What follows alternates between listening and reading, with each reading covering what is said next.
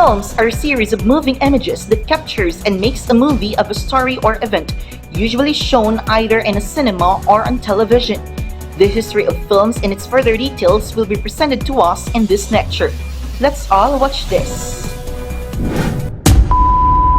Good day, everyone. Today, as we embark on a new learning for the symposium, we will start the day with a quick trivia about the topic that we are going to discuss, which is the film and its elements. So, my dear student, a popular form of mass media, film is a remarkably effective medium for conveying drama and evoking emotion. Did you know that the art of motion pictures are exceedingly complex, requiring contributions from nearly all the other arts, as well as countless technical skills? For example, with this are the following: in sound recording, photography, and of course, the optics. So without further ado, we will start with our main topic today, which is the history of the films, or history of films and its elements. And we will begin with the history of films first. But before that, allow me to introduce myself. I am Justice Ray Larita, your first lecturer on this symposium. Now, film in the Philippines, most Philippines are made in Tagalog. Sex and violence are major themes in these films, which are often adaptations of American, like screen productions, like a popular and readily available, that is high quality Filipino films that have been slow to develop, right? Now, first-run Hollywood films are available on streets as cheap as the pirated DVDs. Now, film in the Philippines, long before the coming of cinema in the Philippines, of course, theater originated in the culture of country's early societies. At the turn of the 19th century, as you can see, the Zarzuela, a traditional Spanish one-act comic opera. During the last decade of the 19th century, in 1896 a Spaniard by the name of Portera prepared to launch his first movie show in Manila at Christmas time. Now, the first film to be shown here in the Philippines was shown during 1897. Over the years, Filipino films have ranged from silent movies to talkies, black and white to color. While in nationwide, did you know that there are more than 1,000 movie theaters? With an early 1980s, it was estimated in Metro Manila alone, there were around 2.5 million moviegoers. Now, in fact, that there is a strong local film production industry in the Philippines, although very long, or 3 hours, Marilu Abaya, Rizal, which is made in 1998 to coincide with the centennial celebrations of Philippine independence, is well worth watching. We also have Bayan Ko, or My Country. It was made by Lino Broca, arguably the most renowned and accomplished Filipino film director that maybe or he. One of many of films are produced in Filipino language and concentrate on particularly Filipino film genres of comedy, such as the movies of Nora Honor or Yo-Yo Villame. So the stories also stories of frustrated love and action movies, it kindred to kung fu movies. All right. Now, on our next slide, we will talk about the film censors in the Philippines. Now, my dear students, the Filipino or the Movie and Television Review Classification Board, or the MTRCB screen, which is this one, are the censors film in the Philippines. Some of the decisions have sparked controversy, such as the censorship of sex scenes in 3 Oscar-winning films, including Schindler's List and the Spanish film Belle Epoque. Now, the Philippines President Arroyo was criticized for using her office to ban a sexually explicit movie passed by censors but condemned by the Catholic Church.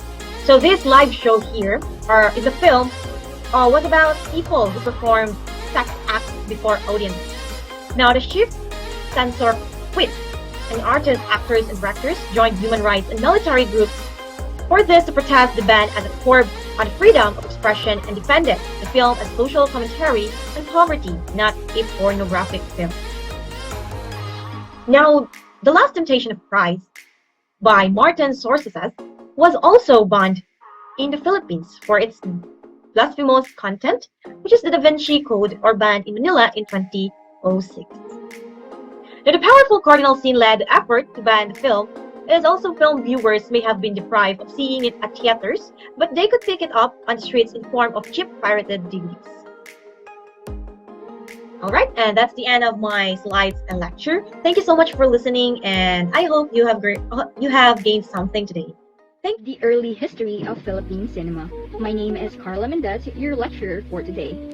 Filipinos started making movies in 1919. However, it would be important to know that the film industry in the Philippines began through the initiative of foreign entrepreneurs. Two Swiss entrepreneurs introduced film shows in Manila as early as 1897, regaling audiences with documentary films and clips showing recent events and natural calamities in Europe. Not only that, but the arrival of silent films, along with American colonialism in 1903, created a movie market. The Silent Years. The American cinema in the years 1910 to 1927, the pre-World War I era. Multiple reel films had appeared in the United States as early as 1907 when Adolf Zucker distributed Patty's three-reel passion play. But when Vitagraph produced the five-reel play, The Life of Moses in 1909, the MPPC forced it to be released in a serial fashion at the rate of one reel a week. The multiple reel film, which came to be called the feature in the vaudevillian sense of a headline attraction, achieved general acceptance with the smashing success of the 3½ reel L'Amour de la Reine Elizabeth in 1912, which starred Sarah Bernhardt and was imported by Zukor, who then founded the independent Famous Players Productions Company. Good day, everyone. My name is Edlene Tolling, and I am one of your lecturer for today. I am so pleased to be here and to meet all of you. So we will be talking about the pre-World War I era of the European cinema, and please be with me throughout the discussion, and I hope you learn something from it today as well. Before World War I, European cinema was dominated by France and Italy.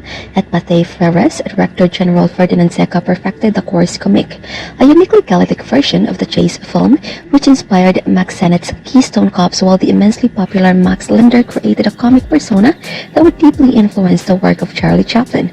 The episodic crime film was pioneered by Victorine Chazet in the Nick Carter series produced for the small Claire Company, but it remained for Gaumond's Louis Foulade to bring the genre to aesthetic perfection in the extremely successful serials Fantomas from 1913 to 14, Lee Vampire 1915 to 1915-16, and Judex 1916. And now let's talk about the European cinema in the post-World War I era. Prior to World War I, American cinema had lagged behind the film industries of Europe, particularly those of France and Italy in such matters as feature production and the establishment of permanent theaters. During the war, however, European film production virtually ceased, in part because the same chemicals used in the production of celluloid were necessary for the manufacture of gunpowder. The American cinema, meanwhile, experienced a period of unprecedented prosperity and growth. By the end of the war, it exercised nearly total control of the international market. When the Treaty of Versailles was signed in 1919, 90% of all films screened in Europe, Africa, and Asia were American, and the figure for South America was and remained through the 1950s close to 100%. The main exception was Germany, which has been cut off from American films from 1914 until the World War I ends. And so that's it for our lecture for today. I hope you guys learned something, and it's nice. Move on to the elements of films and discuss accordingly one by one, starting with acting.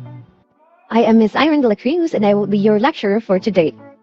Now, what is acting? Acting, the performing art in which movement, gesture, and intonation are used to realize a fictional character for the stage, for motion pictures, or for television. Acting is generally agreed to be a matter less of mimicry, exhibitionism, or imitation than of the ability to react to imaginary stimuli.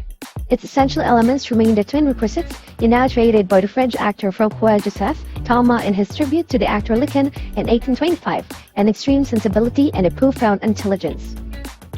For Talma, it is sensibility that allows an actor to mark his face with the emotions of the character he is playing, and to convey the intentions of the playwright, the implications of the text, and the movements of the soul of the character. Intelligence, the understanding of the working of a human personality, is a faculty that orders these impressions for an audience. Throughout the history of theater, debate has continued over the question of whether the actor is a creative artist or simply an interpreter.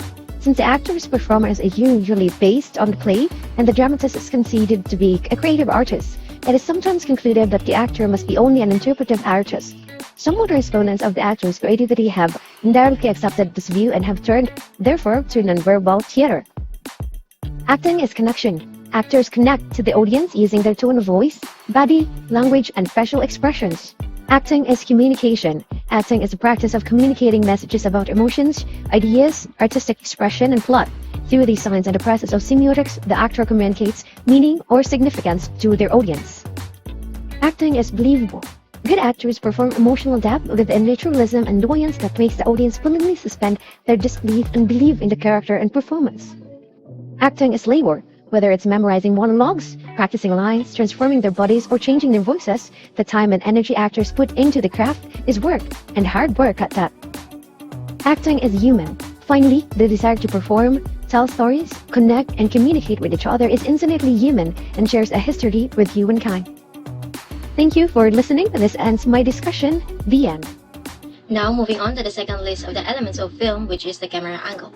First and foremost, the camera angle is how much space the audience sees in a particular frame. Moreover, it is how you position the camera in the space to take the shot. It can be higher than the subject, lower, diagonal, perpendicular, and so on. Cinematographers choose specific camera shots to portray things about a character, setting, or theme to the audience. Additionally, camera angles are different ways to position a camera to further emphasize emotions and relationships. Overall, it helps tell the story in its own way. A scene may be shot from several camera angles simultaneously. This means that the different camera angles will have different effects on the viewer and how they perceive the scene that is shot. In this portion, we'll cover the basics of camera angles. First, we have the bird's eye view. This type of camera angle is shot from an extremely high position and taken directly from above. It usually frames exotic places and is used as an establishing shot to situate the audience. It contributes to giving people the feeling of being in a superior position than what or who is inside the scene. Second, we have the high angle. This is an angle that looks down at the subject or character and isolates it from the rest of the scenario. It also attributes the subject the characteristic of being weaker and reinforces how fragile, inferior, and submissive it's against another subject. The third one, we have the eye level angle. In this camera angle, the audience is put on an equal footing as a subject, and it demonstrates a relationship of neutrality between the viewers and the subjects inside the scene. It's also the most common camera angle used in movies. This angle offers a comfort feeling of neutrality and naturality. The fourth one, we have the low angle. The low angle is the opposite of the high angle and is used to make the subject inside the scene look powerful, dominant, and superior. This is the camera angle that looks up to the subject and therefore makes it look bigger than it actually is. The last one, we have the oblique or Dutch angle. In this camera angle, the camera is tilted and not parallel to the floor level. It usually gives a feeling of unbalance and instability, disorienting the audience since it's not a natural way to look at things. So every camera angle mentioned serves a unique purpose to better tell the story the creator wants to tell. These angles are used to convey different emotions or perspectives of a scene. Therefore, to filmmakers, by changing the angle at which they shoot a scene, they can alter how audiences perceive characters or events happening on screen. So, every time you record something, a video, a movie, a homemade video, have in mind these useful yet simple techniques to improve your shots. That's a wrap for this discussion. I hope you learned something. This is Alexandra Nadella. Thank you for listening. This is Jo-Marie Fancy Abragan, and we will be tackling about the camera operator. Now, this element of film is somewhat familiar to us. This person is responsible for physically operating the camera and also maintaining composition and camera angles throughout the given scene or shot. When on set, the camera operator will have to communicate with the director, crew, and actors to make creative decisions. Also, the camera operator is part of a film crew consisting of the director of photography and a couple of camera assistants. Now, when it comes to equipment used in operating a camera, as long as it has a high-definition camera with a good lens, however, there is more than meets the eye to being a camera operator. There is a ton of small equipment which a camera operator uses to utilize their job. As an example for that are as follows, which are the tools for maintaining the cameras, film tape, which a camera operator uses, tripods, multiple lenses, and etc. Now, meanwhile, the skills needed are the following. Knowledge about how to operate a camera in a professional manner, how to set up an equipment appropriately, ability to select appropriate camera lenses, having patience due to long hours taken to film, also a good sense of composition and provide some creative input to the crew about how to make shots look better, and lastly, good communication skills so you can communicate with other departments and other members of the crew. Now, overall, operators must know exactly what they are doing as well as to be able to communicate with those they are working with. Also, as mentioned earlier, camera operators have a significant role in the production since they are assigned the responsibility of filming the product and ensuring that the film is taken care of means that the whole product relies on them. Good day everyone, this is Kuming Wenalin, one of the lecturers. Next, let's move on to the other elements of film, which is the cinematography. According to Britannica, this refers to an art and technology of motion picture photography. It involves such techniques as the general composition of a scene, the lighting of a set or location, the choice of cameras, lenses, filters, and film stacks, the camera angle of movements, and the integration of any special effects. In addition, cinematography is the art of craft, acquiring and capturing visual images for a film or video production. It entails using movement, lighting, composition, and camera angle to produce visually compelling and meaningful visuals that improve a film's mood and storyline. Furthermore, the following are the purposes of cinematography. First, we have visual storytelling. Second, setting the mood and atmosphere. Third, enhancing character development. Fourth, creating visual symbolism. Fifth, establishing a sense of time and place. Sixth, engaging and captivating the audience. Seventh, and lastly, the supporting the overall film's vision. To conclude, cinematography is a versatile instrument used in filmmaking that is not limited to taking pictures. It aids in forming the story, engaging the audience's emotions, and producing an engaging visual experiences. That's all for my report. Thank you for listening.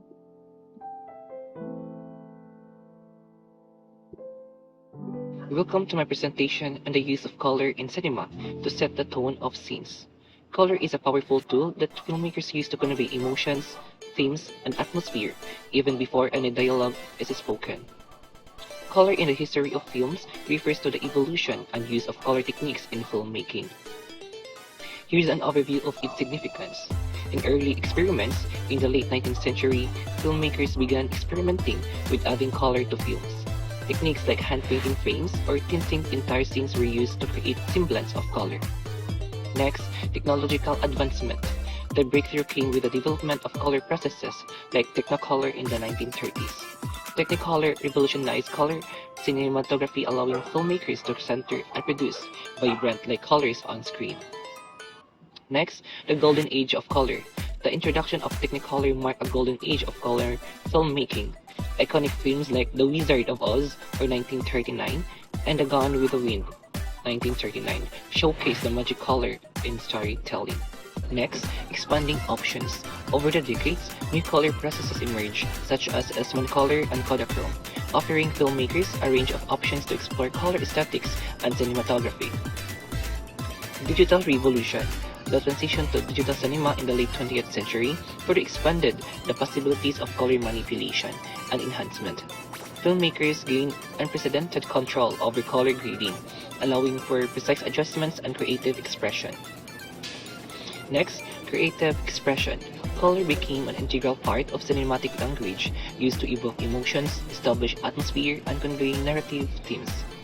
So, filmmakers strategically employ color palettes to set the tone of scenes and enhance visual storytelling. Lastly, modern techniques. Today, advancement in digital imaging, high dynamic range or the HDR, and color grading techniques continue to push the boundaries of color in films. Filmmakers have a vast array of tools and technologies at their disposal to create immersive and visually striking cinematic experiences. Overall, the history of color in films reflects both technological and progress and artistic innovation, shaping the way stories are told and experienced on the silver screen. That's all. Thank you. Okay, let's move on to the next element of film, which is the compositions. The composition in a film goes beyond just where things are placed in the frame. It's about using elements to create specific effects and tell the story in a compelling way. So in compositions, we have six aspects of compositions. We have the first one, the framing. It refers to what the camera captures within the boundaries of the shots. Techniques like a close-up emphasize emotions, while wide shots establish a setting or create a sense of isolations. And also we have balance. Composition creates a sense of order and stability, and this can be achieved by symmetrical arrangement or by using contrasting element to create a visual tension. Depth is the third composition and aspect of compositions. It creates a depth within the frame, making it feel more three-dimensional. Techniques like leading lines, like it's using line in the scene to draw the viewer's eye, and foreground background relationship contribute to depth. And lighting is the fourth aspect of compositions. It plays a huge role in composition, and high-key lighting creates a bright and cheerful mood, while low-key lighting evokes mystery or suspense. Also, light can all be used to highlight specific elements or draw the attention to a certain part of the frame. We have the fifth one, the movement. Composition is a static camera movement, and it can be used to create a sense of dynamism and energy. It's like panning shots or tracking shots, and tracking shots or can immerse the viewers in the sense or follow a character in movement. A negative space is the last aspect of compositions. A negative space within the frame is also important. Using negative space effectively can draw attention to your subject or emphasize of isolations. So additionally, always remember that composition isn't all about following rigid rules. It's about using this element creatively to achieve a desired effect. A well-composed shot can draw attention, can elevate a film scene from merely informative to visually striking and emotionally engaging. So I guess that's all my part. Thank you. Welcome to our presentation on the art film editing. Today, we delve into the heart of cinema, exploring the intricate craft that brings stories to life through visual storytelling. First, let's have the introduction of film editing. As we all know, film editing is the process of selecting and manipulating various shots to create a coherent and compelling narrative. Film editing involves the assembly of individual shots into a sequence that conveys meaning, emotion, and story progression. Moreover, here are the following importance of film editing. First, we have narrative structure. So editing shapes the narrative structure by determining the order and durations of scenes, allowing filmmakers to control the flow of information and build tension. Second, we have the emotional impact. So it influences the emotional response of the audience through the arrangement of shots, pacing, and rhythm, exciting suspense, excitement, and empathy. Third, we have visual cohesion. Film editing ensures visual coherence by maintaining continuity between shots, creating a seamless flow of action, and enhancing visual storytelling. Fourth, we have the creative expression. Editors have the power to manipulate time, space, and perspective, offering opportunities to artistic experimentation and expression. Then lastly, we have the audience engagement. Well-edited films captivate and engage audiences, keeping them invested in the story and characters from beginning to end. On the other hand, the following are the parts of film editing. We have number one, assembly editing. Second, we have the structural editing. Third, we have the visual effects editing. Fourth, we have the sound editing. Fifth, we have the color grading. In conclusion, by understanding its definition, importance, and key components, filmmakers can have the power of editing to create memorable and cinematic experiences. Once again, thank you for joining us on this journey through the art of film editing. We hope you've gained a deeper appreciation to the craftsmanship behind the scenes that brings the magic of cinema to life. Until next time, happy editing! To continue, another element of film is lighting. Normally, we tend to think that lighting is simply putting up just light, such as ring lights and other materials that produces light in order to brighten up the set or so that actors and actresses playing can be seen. But lighting isn't just about brightening up a set. It is far more than that. So what is lighting? In filmmaking, lighting is one of the crucial elements that brings the film to life. It refers to the direction, quality, source, or color of light. In fact, there are a lot of film lighting techniques that can be used either way in making a film, and the following are just the most well-known lighting techniques such as the backlight, tail light, key lighting, side lighting. So the following are just the setups. The hard light setup, soft light setup, and more are the bounce lighting, high key lighting, low key lighting, motivated lighting, and ambient lighting. Other than that, lighting has the ability to talk. The contrast of the shadows can enhance your tale and give the movie a more eerie or spooky feel. Alternatively, your light's color and muted tone can create an overall romantic glance. In either case, you can use humor heavily in the story of your films. And that would be all for this element. I really hope you learned something from it. This has been Vina Villasencio. Adios, amigas y amigos. Hello, good day. I am Mary Grace Enriquez and here to discuss with you all about the mise en scene. To discuss the meaning of mise en scene, this describes everything in front of the camera, such as the performers, lighting, and set design, and how these components affect how a play or movie is presented overall. It includes setting up the stage and scenario in a way that establishes the setting for a story or action. To put it simply, Mise-en-scene is a process of arranging the visual components and creating the scene in order to effectively communicate a story. In fact, mise-en-scene is like the visual language of a film, whereas it includes first, the set design and props, where the physical world that characters inhabit, lighting, how the scene is illuminated, creating mood and atmosphere, and we have the costume design, what the characters wear, reflecting their personalities and social status. 4 is we have the framing and camera angles, how the shoot is composed, influences how the audience perceives the scene, and blocking, the positioning of actors and objects within the frame. Blocking is a collaborative process, often involving the director, actors, and cinematographer working together to achieve the desired effect. That will be all about the topic mise-en-scene, and thank you for listening. So good day everyone, I'm Christine Merriman with my assigned topic, which is narrative. So we all know that narrative is a spoken or written account of connected events. Before we dig deeper, let us know what is the narrative in a film. A narrative in a film is a film that tells a cohesive, often fictional story with cause and effect events through filmmaking techniques. Narrative films entail two components, the story itself and the process of telling the story of narrative. Narrative techniques like flashbacks, foreshadowing, and non-linear storytelling can enhance the viewer's engagement and understanding of the film's message. Narrative in a film is like the blueprint of the story, guiding the audience through the filmmaker's intended journey. So if we dig deeper, narratives are consist of plot, characters, settings, and themes of the story. Narrative structure, on the other hand, it is which the story is organized. Narrative perspectives is the point of view from which the story is being told. While the narrative arc, it is well-crafted narratives that ensures the story has a clear beginning, middle, and end. So I think that would be all for my part. Thank you so much for Moving on to the fascinating world of storytelling and exploring the concept of plot. The plot is like the backbone of any narrative, guiding us through the series of events from start to finish, much like a roadmap guiding us on a journey. For this purpose, we will discuss the two main types of plot structures, the Aristotelian plot and the Freytag's pyramid. Firstly, let's talk about the Aristotelian plot. Named after the ancient Greek philosopher Aristotle, this plot structure is quite straightforward, much like the traditional three-act play.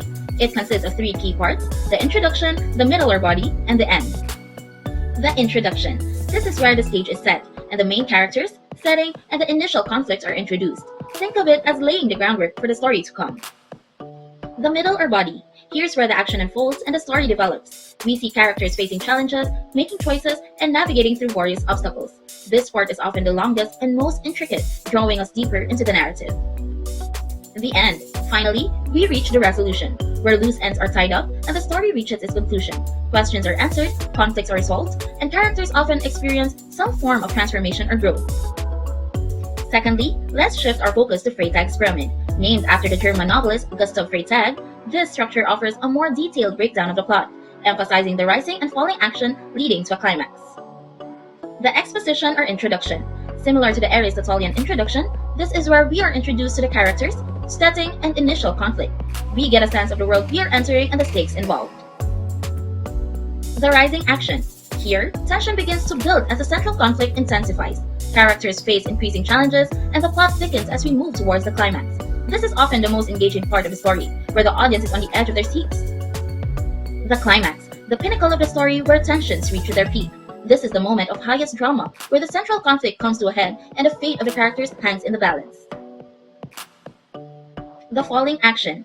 Afterwards, we begin to see the resolution of the story start to unfold. Loose ends are tied up, and we start to see the aftermath of the climax as the story winds down.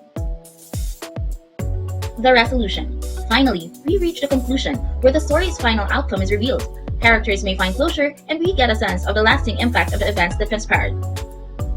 To conclude, whether you're crafting a gripping novel, writing a screenplay, or simply analyzing your favorite movie, understanding these plot structures can help you appreciate the intricacies of storytelling.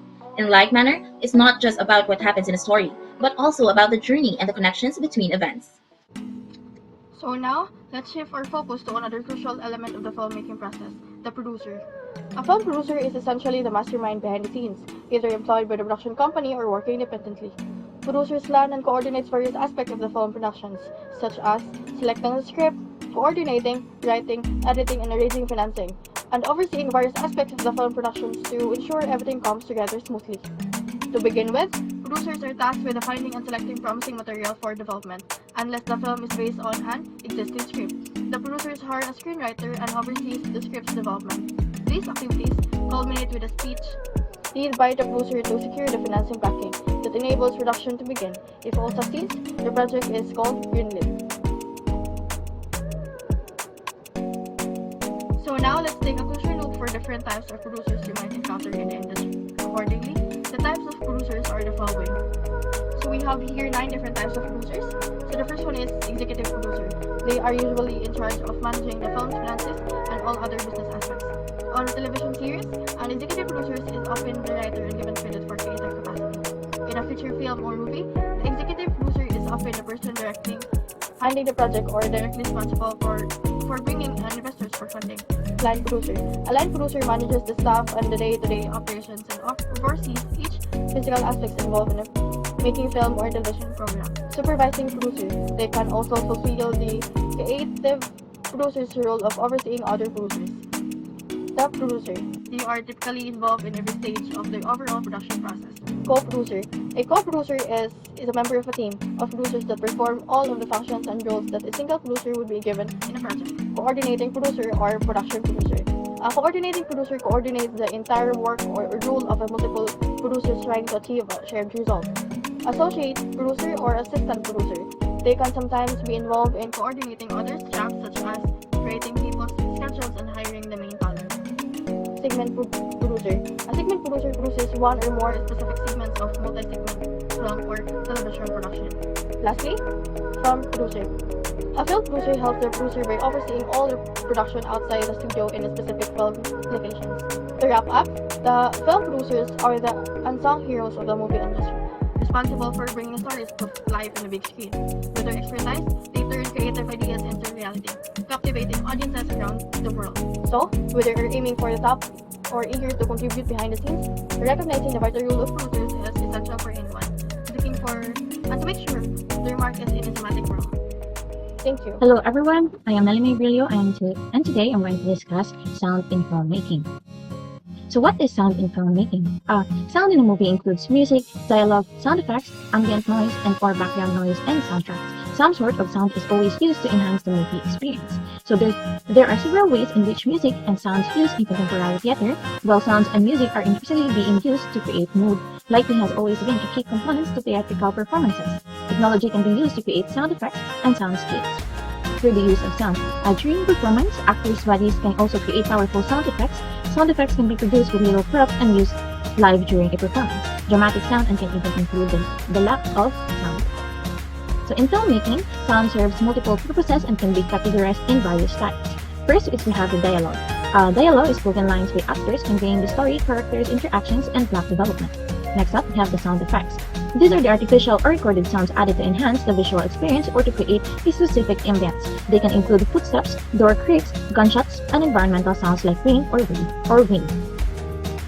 Next up, we have the music. So originally scores or pre-existing music tracks are used to underscore scenes, extreme emotions, and emphasize key moments in the narrative.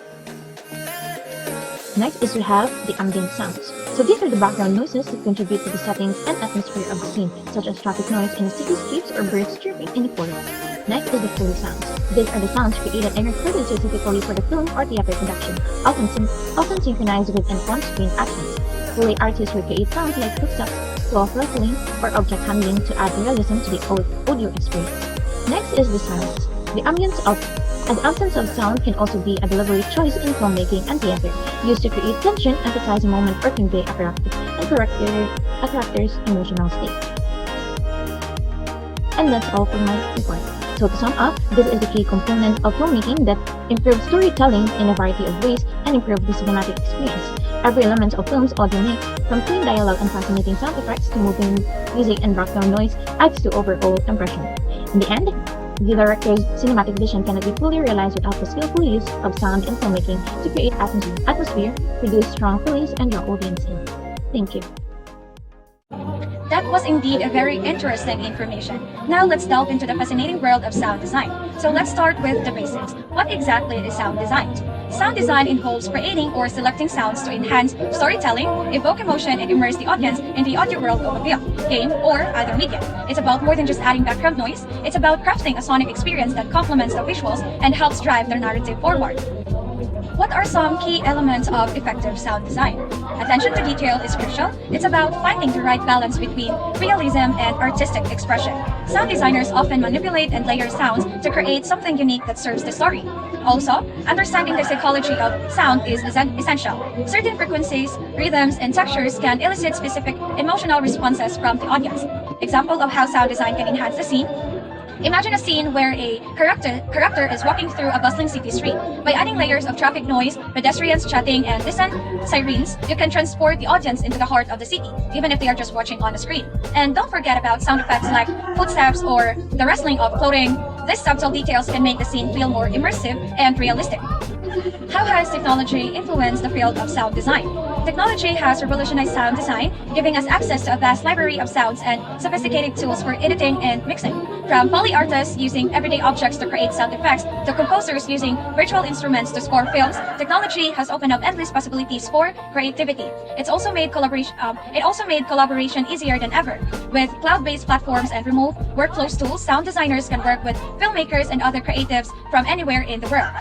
Fascinating, isn't it? But before we wrap up, just an advice for aspiring sound designers. Experimentation is key. Don't be afraid to think outside the box and try new techniques. And always trust your ears. Networking is also crucial. Build relationships with fellow sound designers, filmmakers, and anyone else in the industry. You never know where your next opportunity might come from. Well, that's all the time that we have for today. Thank you. Until next time. Keep listening. And now, the last but not the least element of film, the video editing.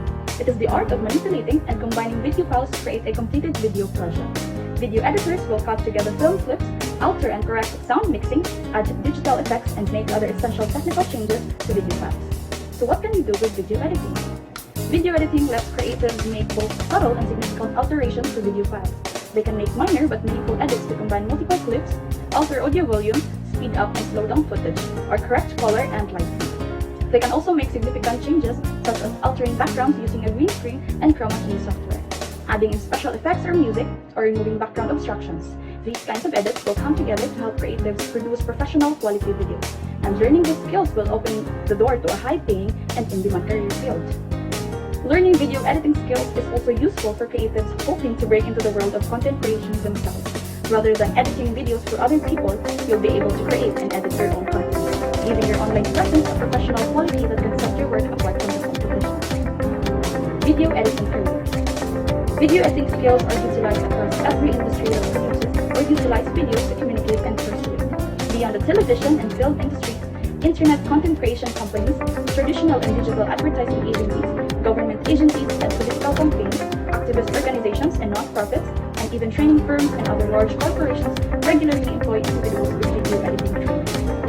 So here are just a few current jobs available for you to explore. You have used video editors, video managers, motion graphic designer, videographer, animator, film editor, video content creator, and multimedia designer. All things considered, those students who are interested in the behind-the-scenes aspects of film and video production may wish to learn this and video editing is an incredibly important aspect of filmmaking. Anyone who wants to work in the film, television, or online content creation industry should consider learning how to edit videos. And that is it for our class. Ladies and gentlemen, as our symposium on the history of films and its elements comes to a close, I want to extend a heartfelt thank you to each and every one of you for joining us tonight. It has been an enlightening journey exploring the rich tapestry of cinema's past and the intricate elements that have shaped it into the vibrant art that we cherish today. To our esteemed speakers, your insights have been invaluable, offering us new perspectives and deepening our appreciation for magic of cinema. Your passion and expertise have truly made this event unforgettable. I also want to express my gratitude to all students who have taken the time to attend and engage in thoughtful discussions. Your curiosity and enthusiasm are what make events like they're so rewarding. Lastly, a special thank you to the organizers and staff who worked tirelessly. Lastly, a special thank you to the organizers and staff who worked tirelessly behind the scenes to make this symposium possible. Your dedication and hard work have not gone unnoticed. As we depart tonight, let us carry forward the spirit of inquiry and discovery that has filled this room. May we continue to explore the history of films and its elements with the same fervor and excitement, knowing that there are always new stories waiting to be told. Thank you once again for being part of this incredible journey. Good night, and may your love for cinema continue to inspire and enrich your lives. This has been Stephanie Sakalian. Until next time.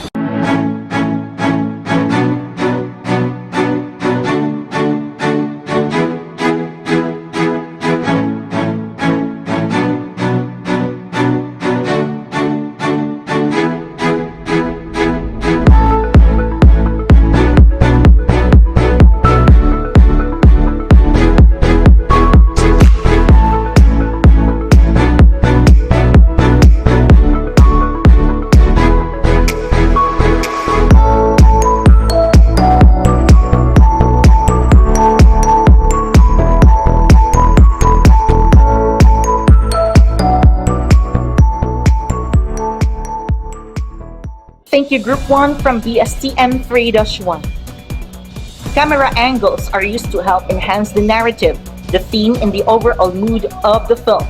Camera movements are filmmaking techniques that describes how a camera moves about to help change the audience's view without cutting, making the video more immersive and engaging in a greater way. While camera shots are composed of a series of films, which are uninterruptedly shot from the moment the camera starts rolling until it stops. The further details about these three will be presented in this next lecture.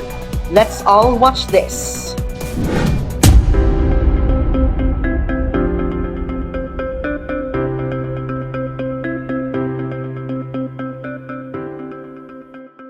Greetings everyone, it's a pleasure to have you all. Join us in our webinar regarding camera angles, movements, and shots because we'll embark on the exploration of the captivating realm of cinematography, uncovering how the elements enrich narrative storytelling. This is I'm Esther Cano. And I am Colleen May Agot, your today's host. Throughout this webinar, we will be diving deep into the world using the lens of your camera, discussing various techniques, equipment, and the creative process behind capturing those breathtaking shots. We have an incredible lineup of industry experts and professionals who will be sharing their insights, experience, and tips to help you understand and appreciate the craft of cinematography even more. Before we delve into let's first give a warm welcome to our special guest who will provide us some valuable insights about our topic. Please join me in giving them a warm and a big round of applause.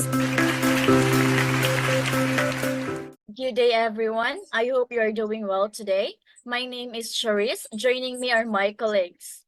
We will serve as your instructors for this session dedicated to the exploration of camera angles, movements, and shots, encompassing their various types. Our aim is to lead you through today's topic, providing essential information and insights. We encourage your active participation within the session, whether through questions, sharing thoughts, or engaging in discussions. Learning is a collaborative endeavor, and your input is invaluable in fostering a dynamic and enriching learning atmosphere. Let's embark on our exploration of camera angles, shots, movements together. We are committed to make this session engaging, educational, and enjoyable for all participants. I will discuss the commonly used angles and their impacts to the audience. So, camera angles refer to the position and height from which the camera captures a scene or subject. Each camera angle creates a unique perspective and has a specific effect on the audience's perception and emotional response. So we have here the commonly used camera angles and their impacts to the audience. So we have the low angle. So the low angle, the camera is positioned below the subject, looking up. It can make the subject appear powerful, dominant, and intimidating. While the eye level angle, the camera is positioned at the same level as the subject's eye. Its effect is it creates a sense of realism and allows the audience to reconnect with the subject on an equal level. Next, slide please. So we have here also the Dutch angle. The camera is tilted to create a diagonal or slanted composition. Its effect is it can convey uneasiness, disorientation, or a sense of tension. While the bird's eye view, the camera's position directly above the scene, looking straight down. So it aims to provide an overview of the setting and can create a sense of detachment or omniscience. So I would like to share to you one of my favorite photos I took in America way back 2018. So this particular photo holds a special place in my heart because it marks the beginning of my journey as a photographer. So capturing the world through my lens for the very first time. So thank you all for joining me today as we delve into the fascinating world of camera, angles, and cinematography. So throughout history, filmmakers have utilized various camera angles to enhance storytelling, evoke emotions, and create a unique visual experience for the audience. So let's explore some of the most commonly used camera angles and their effects. Thank you, Mr. Reese, for your valuable insight about using the most common camera angles. And now we will open for a Q&A session with Mr. Reese and the participant of this webinar. We will accommodate at least 2 questions from the participants.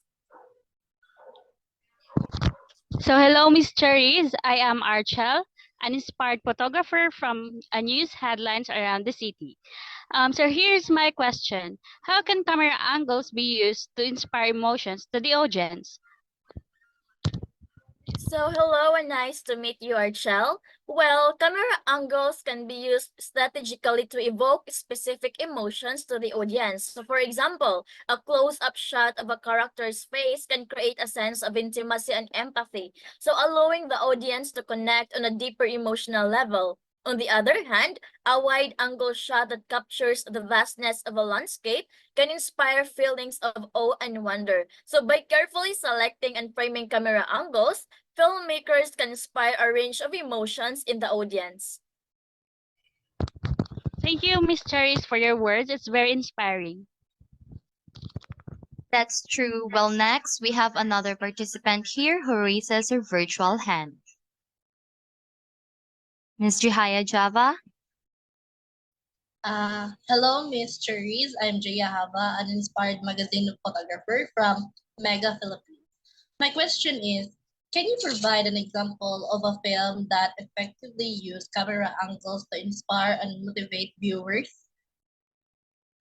Thank you, Ms. Jaya Java. So one example of a film that effectively used camera angles to inspire and motivate viewers is Rocky in 1976, directed by John G. Avildsen. So throughout of the film, Avildsen employed low-angle shots to capture the protagonist, Rocky Balboa. So in the moments of determination and resilience, these low-angle shots emphasize Rocky's strength and determination, inspiring viewers to root for him and believe in his journey. So the use of camera angles in Rocky played a significant role, inspiring audiences and making the film a timeless classic. So I encourage you guys to watch that film. Its cinematography is incredible and unique. Thank you, Mr. Reese. So that's all for the Q&A session. Thank you, Mr. Reese, for sharing some of your inspiring works and motivational words throughout our discussion. Now we will continue to our next discussion of this webinar. Let's delve into the world of camera shots or angles with Miss Farah Faith Hiraga, a CEO, business entrepreneur, and a professional photographer. So good evening, everyone. Welcome to this exciting session on camera shots and angles in filmmaking. I am thrilled to see such a passionate group of photographers and filmmakers gathered here, ready to engage and share their knowledge. In a world of filmmaking, camera shots and angles play a vital role in storytelling and visual composition. Each shot is carefully selected to convey a specific perspective and evoke certain emotions in the audience. Whether it's a close-up shot to capture intimate details or wide-angle shot to showcase the grandeur of a scene, every shot has a distinct purpose. Tonight, we have a diverse group of 20 participants, all of whom are inspired photographers working in the industry. I am delighted to have you all here as your unique perspectives and experiences will enrich our discussion throughout this session. We will explore different types of camera shots and angles, their significance, and how they contribute to the overall storytelling process. We will discuss the technical aspects, artistic considerations, and the impact these shots have on the audience's perception and emotional engagement. But this session is not just about me sharing information with you, it's about creating an interactive and collaborative environment where we can all learn from each other. I encourage each participant to actively engage, ask questions, and share your own insights and experiences. Let's make this session a dynamic change of ideas and knowledge. As inspired photographers in the industry, your unique perspectives and experiences are invaluable. I believe that by coming together and sharing our knowledge, we can inspire each other to push the boundaries of visual storytelling and innovate our craft. So let's dive into this fascinating world of camera shots and angles. Together, let's explore the power of perspective, unleash our creativity, and inspire one another to create visually captivating stories. So let's begin. Excuse me. Exploring camera shots. Different types of shots are used in visual storytelling to convey specific messages and evoke emotions. These shots are carefully chosen and composed to enhance the storytelling and create a more immersive experience. Each shot has its own purpose and effect, and filmmakers carefully choose the appropriate shot to enhance the narrative and engage the audience. These shots are carefully chosen and composed to enhance the storytelling and create more immersive experience. Here are some of the commonly used shots.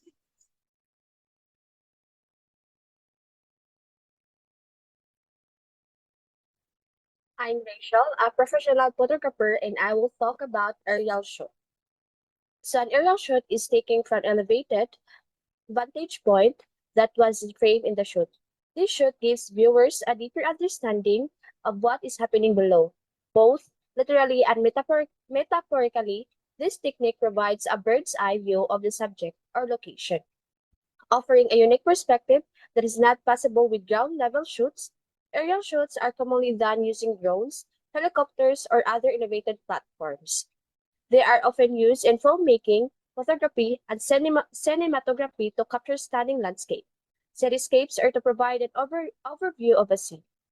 Aerial shoots can enhance storytelling, convey scale and scope, and create a sense of awe and wonder for the audience.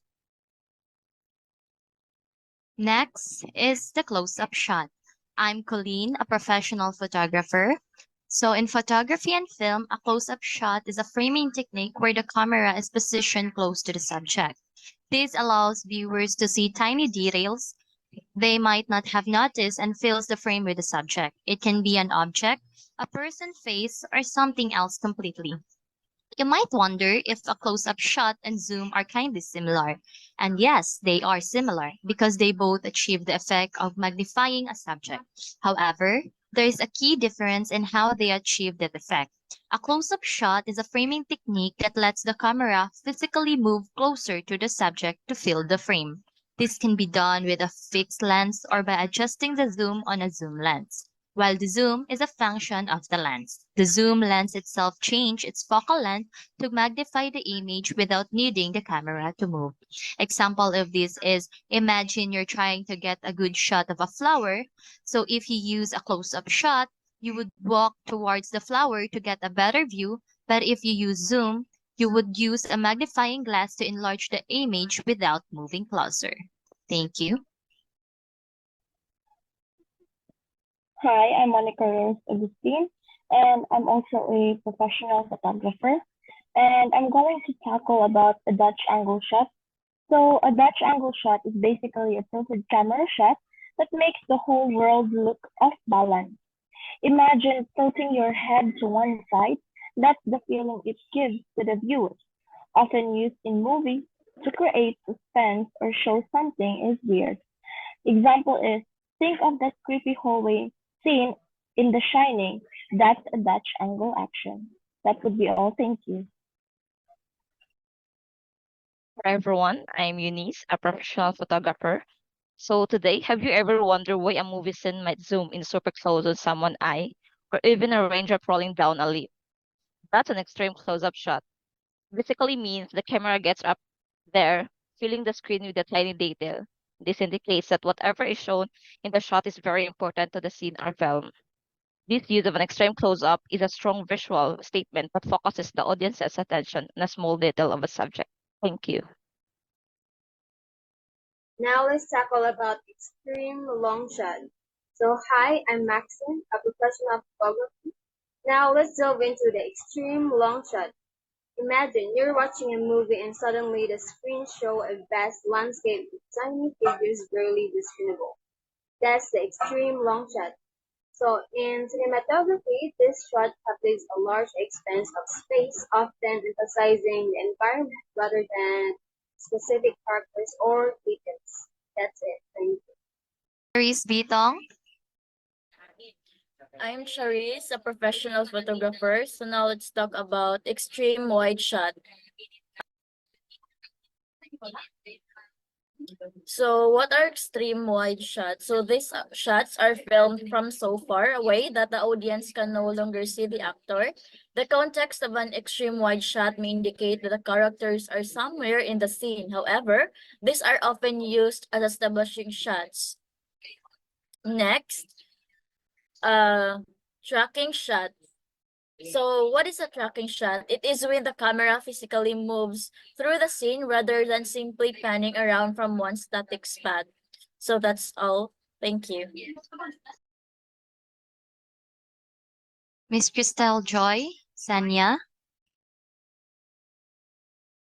Hello everyone, can you hear me now? Yes, We Miss can hear you. Sanya. All right, thank you for that. So again, hi, my name is Prasad Senya. I am a professional photographer. The next type of shot that we will discuss is a shot that familiarizes the audience with the environment, establishes the location, and creates a sense of place within the narrative. And it is can I have somebody who can guess what type of shot is that? Can I have Miss Shikaina, please?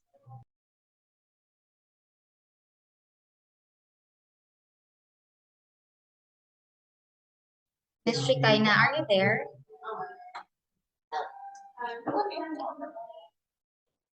All right, I think Miss Shikaina is out.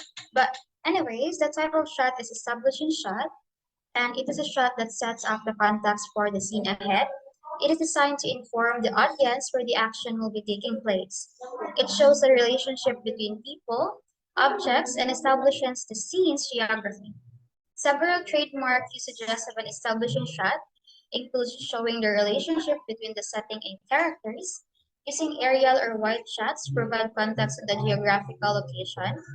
Next is showing the passage of time, setting the mood and tone of a scene or potentially foreshadowing an event. Next is grounding the scene in the time. Second to the last is providing supporting details. And lastly is introducing a new concept. Next slide, please. Thank you. Next shot is the wide angle shot. It is a shot that shows the subject within their surrounding environment. A wide angle shot tells the audience who is in the scene, where the scene is set, and when the scene takes place. These shots are typically captured by using the wide angle lens or by moving your camera further away from the subject. So since wide shots help the audience feel the connection to the characters and the setting of the film, it's important to understand when to use wide shots so you can build a story that audiences connect to. So there are actually several instances where wide shots can be essential to highlight specific scenes within the storyline and help give context about the characters. So here are the moments when you should consider using a wide shot to tell the story. First is we have building to the audience and our characters, especially for science fiction, fantasy, and other movie genres. Next is introducing the main characters and subjects to the audience. Third is creating the tone and mood of the film's plotline. Last is we have showing the depth of the character's relationship or connection to the setting. That is for the wide angle shot. Thank you. Hi everyone, I'm Shikaina Faye Olivar, a professional photographer. Are you familiar with full shots? If not, let me introduce you to a full shot. A full shot is a camera shot in film that lets your subject feel the frame head to toe while still allowing some features of the scenery. A full shot, wide shot, or long shot captures one or more characters or subjects from top to bottom to focus on the character's appearance or movement. Examples include characters riding horses or walking down the street. Full shots can communicate the appearance, movement, mannerisms, traits, or actions of characters before focusing on the reactions or feelings. For example, to convey fearlessness, you can use a full shot to show a character's confident stance or walk. Thank you. So hi everyone, I am Archel, a professional photographer. In high angle shot, even if you are just film aficionado, you probably still know that every film is made up of many different types of shots and for many reasons, not the less of which is how those shots affect the viewer's perception. But for specific angles like the high angle shots, it's not quite as simple as just pointing the camera at the action unfolding below and expecting the audience to get the method beyond the camera madness. There's definitely more technique to the art of high angle filmmaking than just to pointing and shoot. This filming technique is where the camera looks down at the subject from above. When you see someone or something from a higher perspective, it makes the subject seem smaller, both literally and metaphorically, which can result in different outcomes for the audience. Thank you. Hi, I'm Randalise, a professional photographer. Ground level shots are photographs taken at or near ground level. Offering a unique perspective, they provide viewers with a different view of familiar object and scenes, often highlighting details that might go unnoticed for a higher vantage point. By capturing subjects from this angle, ground level shots can evoke a sense of intimacy and immersion, drawing viewers into the scene. They are particularly effective for showcasing textures, patterns, and small details that add depth and interest to composition. Overall, ground level shots offer a fresh and engaging way to explore the world around us. So I'm Ishi and a professional photographer. A long shot and a screen long shot, or ELS, are both camera techniques used in filmmaking, but they are different in how much detail they show. Long shot, these show the entire subject like a person from head to toe. You can clearly see them in the frame, but there's also a good amount of background space around them. This helps show the character's relationship to their surroundings. Imagine a cowboy standing alone in a vast desert. That's a long shot. While the extreme long shot, or ELS, this takes things even farther. The subject is much smaller in the frame, sometimes just a speck. The focus here is entirely on the environment and its scale. Think of a tiny figure dwarfed by a massive mountain range. You might not even see the person clearly.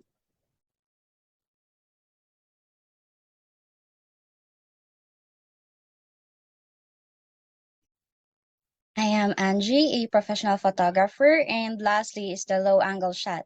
The low angle shot is a camera technique where the camera is positioned below the eye line of the subject, pointing upwards. This creates a specific visual effect on the viewer. The shot is typically used to make the subject appear larger or more powerful and imposing. It can convey a sense of authority, dominance, or strength. Ultimately, low-angle shots are commonly used in various forms of visual media, including films, television shows, and photography, to evoke specific emotions and emphasize the significance or power of the subject. They are often employed when portraying heroic or powerful characters, as well as to create a dramatic or intense atmosphere within a scene. Like the image shown in the screen, that would be all for the low-angle shot. Thank you. Hi, I'm Esther Cannell, and I am also a professional photographer. We're going to dive into the world of filmmaking and explore the power of different camera shots. Specifically, we'll be discussing the medium shot, medium close-up shot, and lastly, the over-the-shoulder shot. A medium shot, sometimes referred to as a mid shot or waist shot, captures the subject from approximately the waist or knees up to their head. So it provides a balanced view, allowing the audience to see the subject's body language and facial expressions. Next. Okay, we have the medium close-up shot, also known as the MCU. So in this shot, the camera frames the subject from just above the head to just below the chest, like from here to, yeah.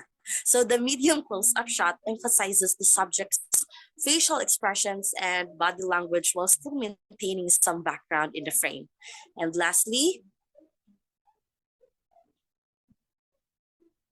we have the over the shoulder shot. So this shot positions the camera just behind an off-screen actor, capturing their shoulder in the frame while focusing on the on-screen actor's coverage. So the over-the-shoulder shot serves multiple purposes. It helps to orient the viewer, indicating the spatial relationship between characters, and it also suggests a connection or understanding between them. That's all. Thank you. So, good evening. I'm Trex, a professional photographer. The topics for today are overhead shot, POV shot, and the shoulder level shot. Overhead shot is captured from directly above the subject, looking downward. It offers a unique perspective, often includes a significant portion of the surrounding environment, convey movement or isolation, highlights patterns, geometry, or scene layout. Examples of this is visualize a shot looking down on characters navigating a maze or a cityscape as seen from a helicopter. Next slide, please. A POV shot. POV shot, also known as point of view shot, is a cinematic technique where the camera is pointed to the shot where a viewer sees the character where the film is taking. It is typically placed between two other shots, a technique known as a shot reverse shot. POV shot immerses the audience in the character's experience, allowing them to perceive the world through the character's eyes. This creates empathy and connection. Example of this is when a character gazes at something, example, a menacing villain or a beautiful landscape where we witness it from their own perspective. Next slide, please. Lastly, the shoulder level shot. Using a shoulder level shot, the camera captures the scene from a viewpoint that allows with the shoulder height of the person being filmed. This framing is commonly used during films. A shoulder level shot is taken from the same height from the character's shoulders. Example of this is imagine a conversation between two characters where the camera is positioned at a shoulder level, capturing their expressions and interactions. That would be all. Thank you.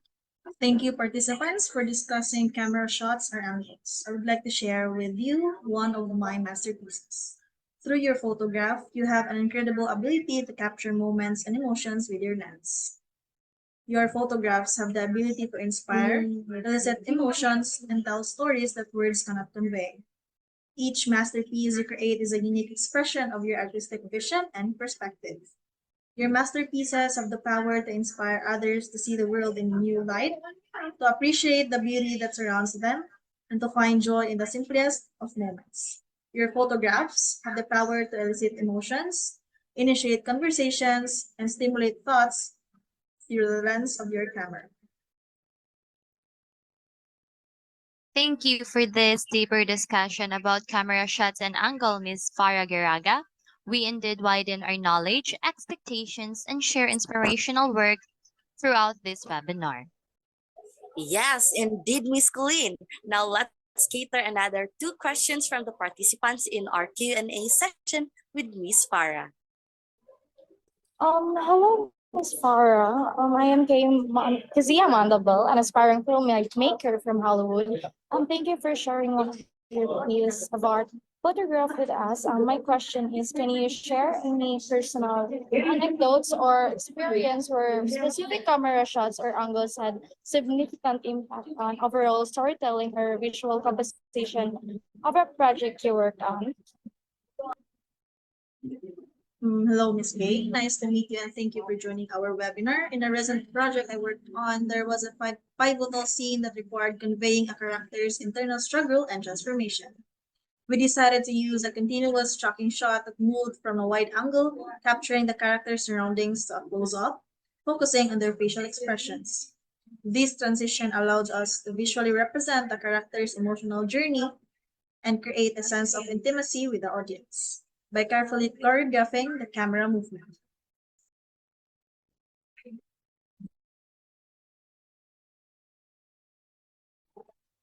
That's incredible, Miss. Thank you for sharing your experience.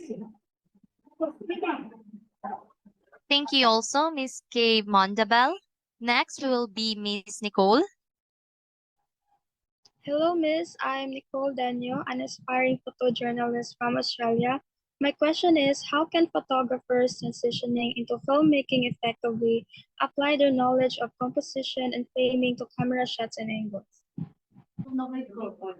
Photographers transitioning into filmmaking have a valuable advantage in their knowledge of composition and framing.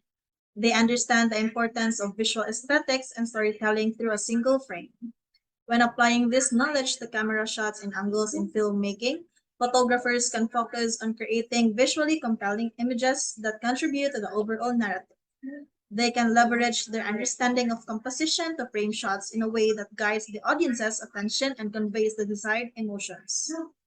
Additionally, photographers can effectively transition their visual storytelling abilities to the realm of filmmaking.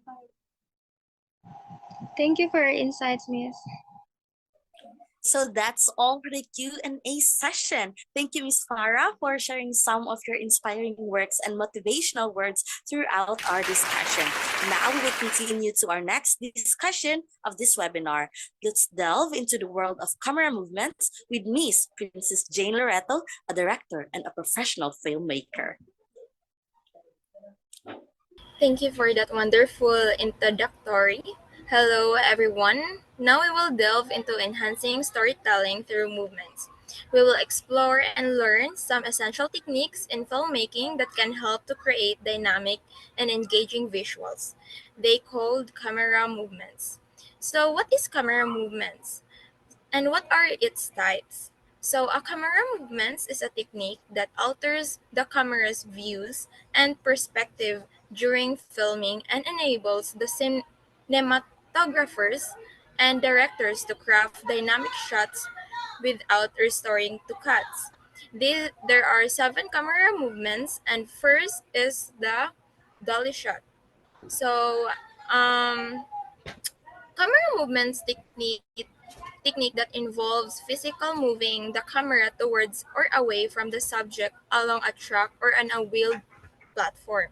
So this movement creates a smooth and dynamic effect, allowing a camera to follow the object or explore the scene with fluidity. So the purpose of dolly shot is to provide a sense of motion and perspective, drawing the audience's attention to specific elements within the frame or creating a sense of immersion. So it creates a smooth and fluid movement in a scene, allowing the camera to move closer to or farther away from the subject. So this technique is achieved by placing the camera on a dolly, so which is a wheeled platform that can be pushed or pulled along a track or a smooth surface. Thank you. Hello, everyone. I'm Nicole Daniel, as aspiring filmmaker. So, a following shot is a kind of cinematography in which the camera follows the subject being captured. It entails the following the subject in person or using a specialist camera gear like a dolly or a Steadicam. So to monitor their movements, the camera operator, the director, and the subject must carefully coordinate for the camera to move in a smooth and controlled manner in a subsequent shot. It is often seen in chase scene, action on scene, and to represent the fluidity and the action on scene and to represent the fluidity of movement in athletic or dancing performances. The handheld camera with a camera operator physically holding the camera and tracking the subject's movement is the easiest and most versatile approach. So this enables speedy adjustments and gives the picture a more natural, handheld feel. It is frequently used in fast-paced or documentary-style scenarios. Miss Kizaya Mondabal.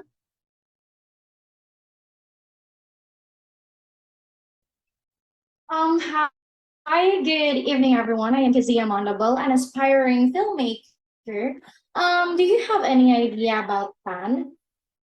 Actually, a pan is a horizontal camera movement where the camera pivots from left to right or right to left, where the camera remains, and it is a simple yet effective technique to capture a wider view or follow actions happening in a scene. So panning can be used for various purposes. For instance, it can be used to establish the setting or location by smoothly scanning the environment. It also helps the audience get a sense of the surrounding space and provides context to the scene. In addition to establish shots, panning can also be used to track or follow a subject by smoothly panning the camera. So you can keep the subject in frame while they're moving across the scene. So this technique is often used in sports or action sequences to maintain focus on the subject movement. And that would be all. Thank you. Everyone. My name is Jaya Halva, an aspiring filmmaker. So, pedestal shot means moving the camera vertically with respect to the subject. This is often referred to as bending the camera up and down. The term comes from the type of camera support known as pedestal or pictured right. Pedestals are used in studio setting and provide a great deal of flexibility as well as very smooth movement. Unlike standard tripods, pedestals have the ability to move the camera in any direction, left, right, up, and down. Note that a pedestal move is different to a camera tilt, which means the camera is in the same position, but tilts have the angles of view up and down in a ped movement. The whole camera is moving, not just the angle of view. And also in reality, like most camera moves, the pedestal move is often the combination of moves, for example, bending while simultaneously planning and or tilting. And also, did you know that there are two classic examples of how pedestal shots are used to create a specific effect? Well, these are number one is dynamic power dynamics. And did you watch the Lord of the Rings? So in the opening scene of the Lord of the Rings, the Fellowship of the Ring, a slow pedestal shot starts slow, showing Gandalf's boots and traveling upwards to reveal his entire figure, then continues rising to encompass the vast mountain landscape of Middle Earth. This emphasizes the Gandalf's power and importance as the surveys the land. Second is the suspense reveal. In Alfred Hitchcock's Psycho, a pedestal shot starts in the basement of the Bates Motel, following a character's descent down the stairs as the camera slowly rises. It reveals the iconic silhouette of Norman Bates' mother standing motionless in the shadows, building suspense for the audience. Thank you so much.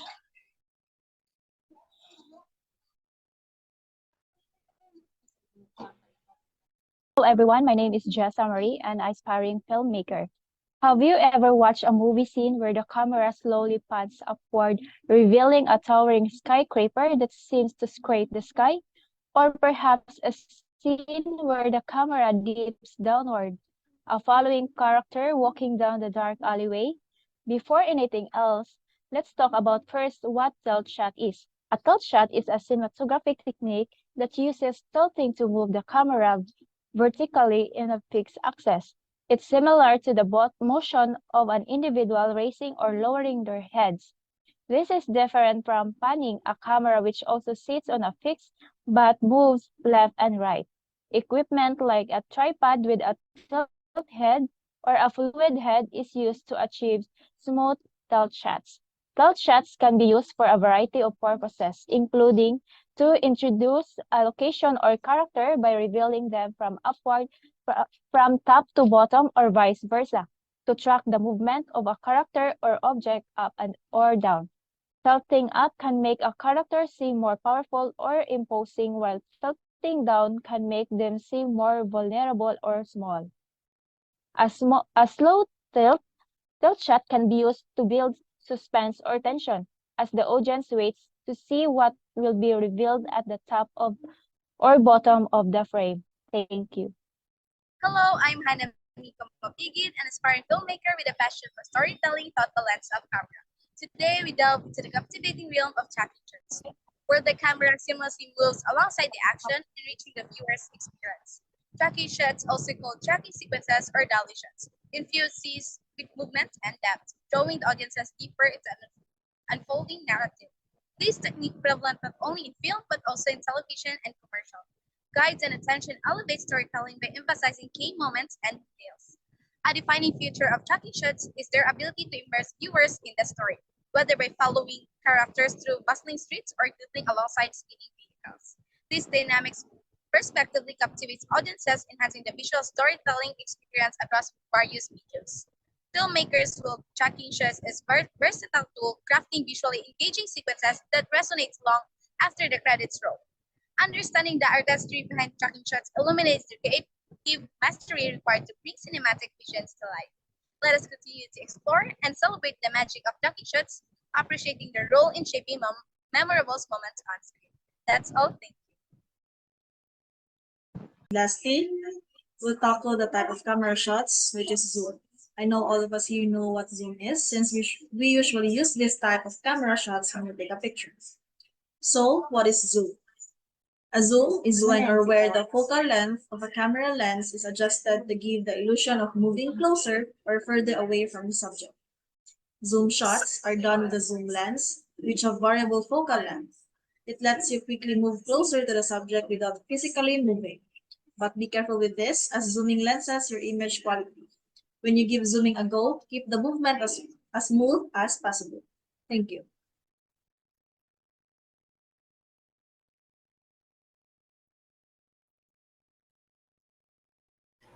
Thank you, Farah, for presenting a Zoom, the last camera movement. Thank you guys for this wonderful discussion. I want to share with you one of my inspired cinematography of one of my works with my idolized filmmaker in the industry. So we made this film with a dolly shot movement. So this is just a short clip. Please watch.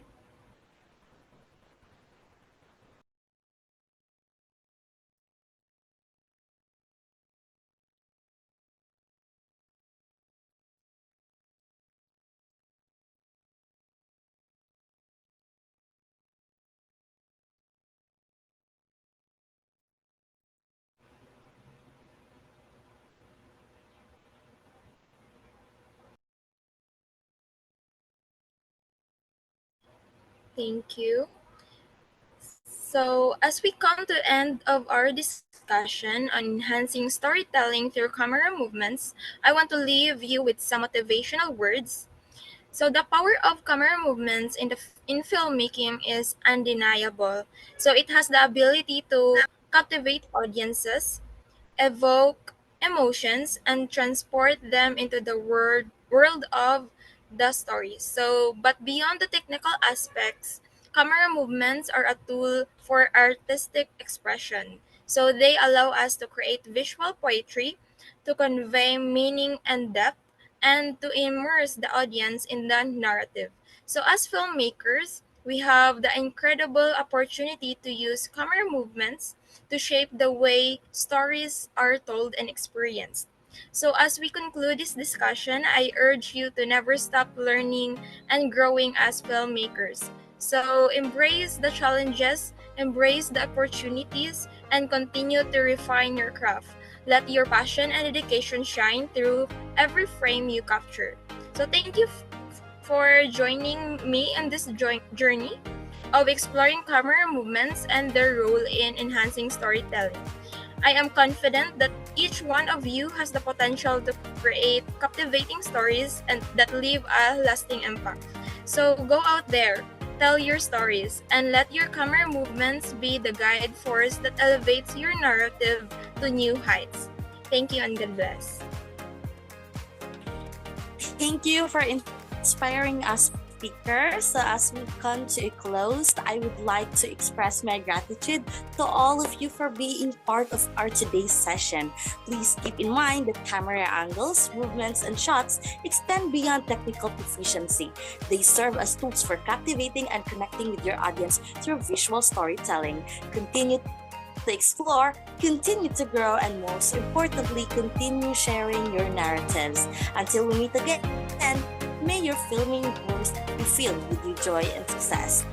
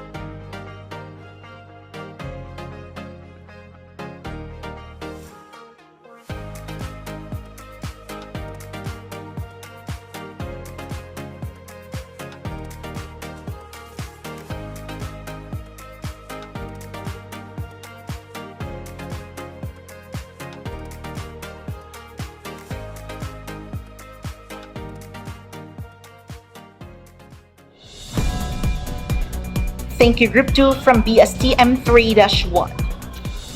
Camera aspect ratios represent the relationship between the width and the height of an image. These can be expressed as a number followed by a colon or by a decimal number. Some even prefer to express these as a decimal followed by a colon and a number 1. Aidan Robbins will further present us its further fundamentals and its importance. Let's all watch this. Choosing which aspect ratio to edit your project in can be a bit tricky, so in today's video I wanted to just quickly break down a bunch of different aspect ratios you can use, when to use them, and what values to actually type in your sequence settings. to edit in that aspect ratio. Let's start out with 16:9. This is what the video you're currently watching is uploaded in. It's pretty much a standard at the moment, and it's probably what your camera is already shooting in. If you want to edit in a 16:9 aspect ratio, you can use the values right here for 1080 or the values right here if you're editing 4K footage. And I'll put the rest of the values for the other aspect ratios over here when we get to them. If we take it a little bit wider, we'll end up with an 18:9 aspect ratio. This is something you'll see a lot more lately, as it's the aspect ratio of newer phone screens and even computer screens. The advantages of editing in an 18:9 aspect ratio is that you're future-proofing your videos a bit by preparing them for where phone screens and computer displays are headed, and you're also just editing in a nice 2:1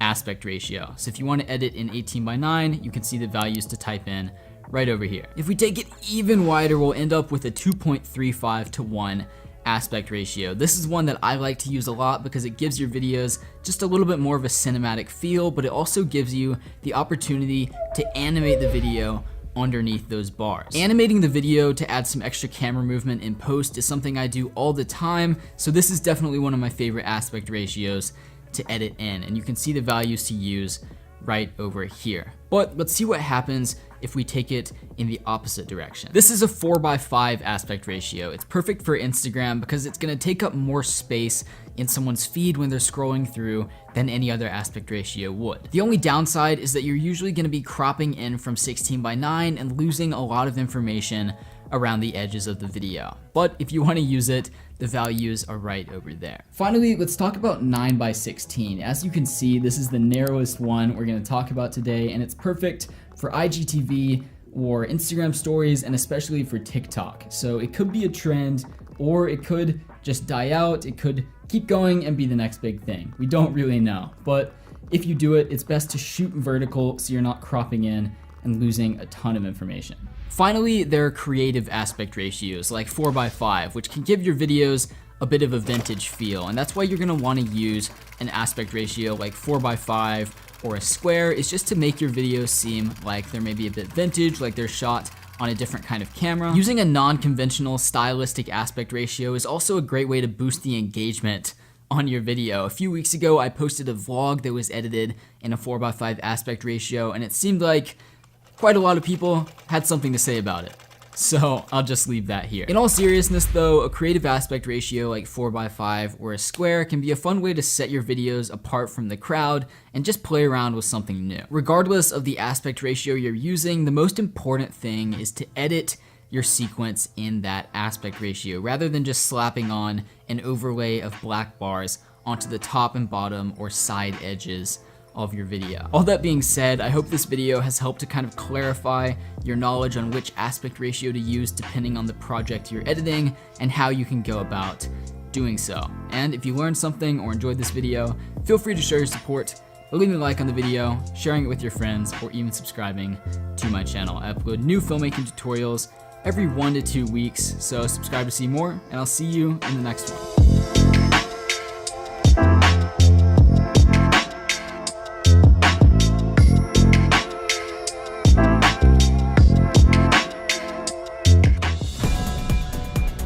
Camera resolutions are the levels of detail contained in an image. Moreover, it refers to the number of pixels that exist within that image. The higher the resolution and the richer the pixel count, the more detail and definition you will see.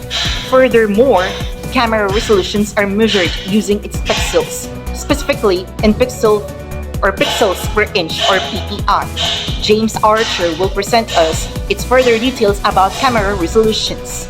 Let's all watch this. I recently got a question about video resolution, video frame rates, and video bit rates, as well as the relationships between them, so I thought I'd make a little explainer video to help everyone understand them. The easiest way to think about video is that it's basically a bunch of digital photos stacked together in sequence. Check this out. Here's 1 second of a video. Now let's go through that video footage one frame at a time to see what it looks like.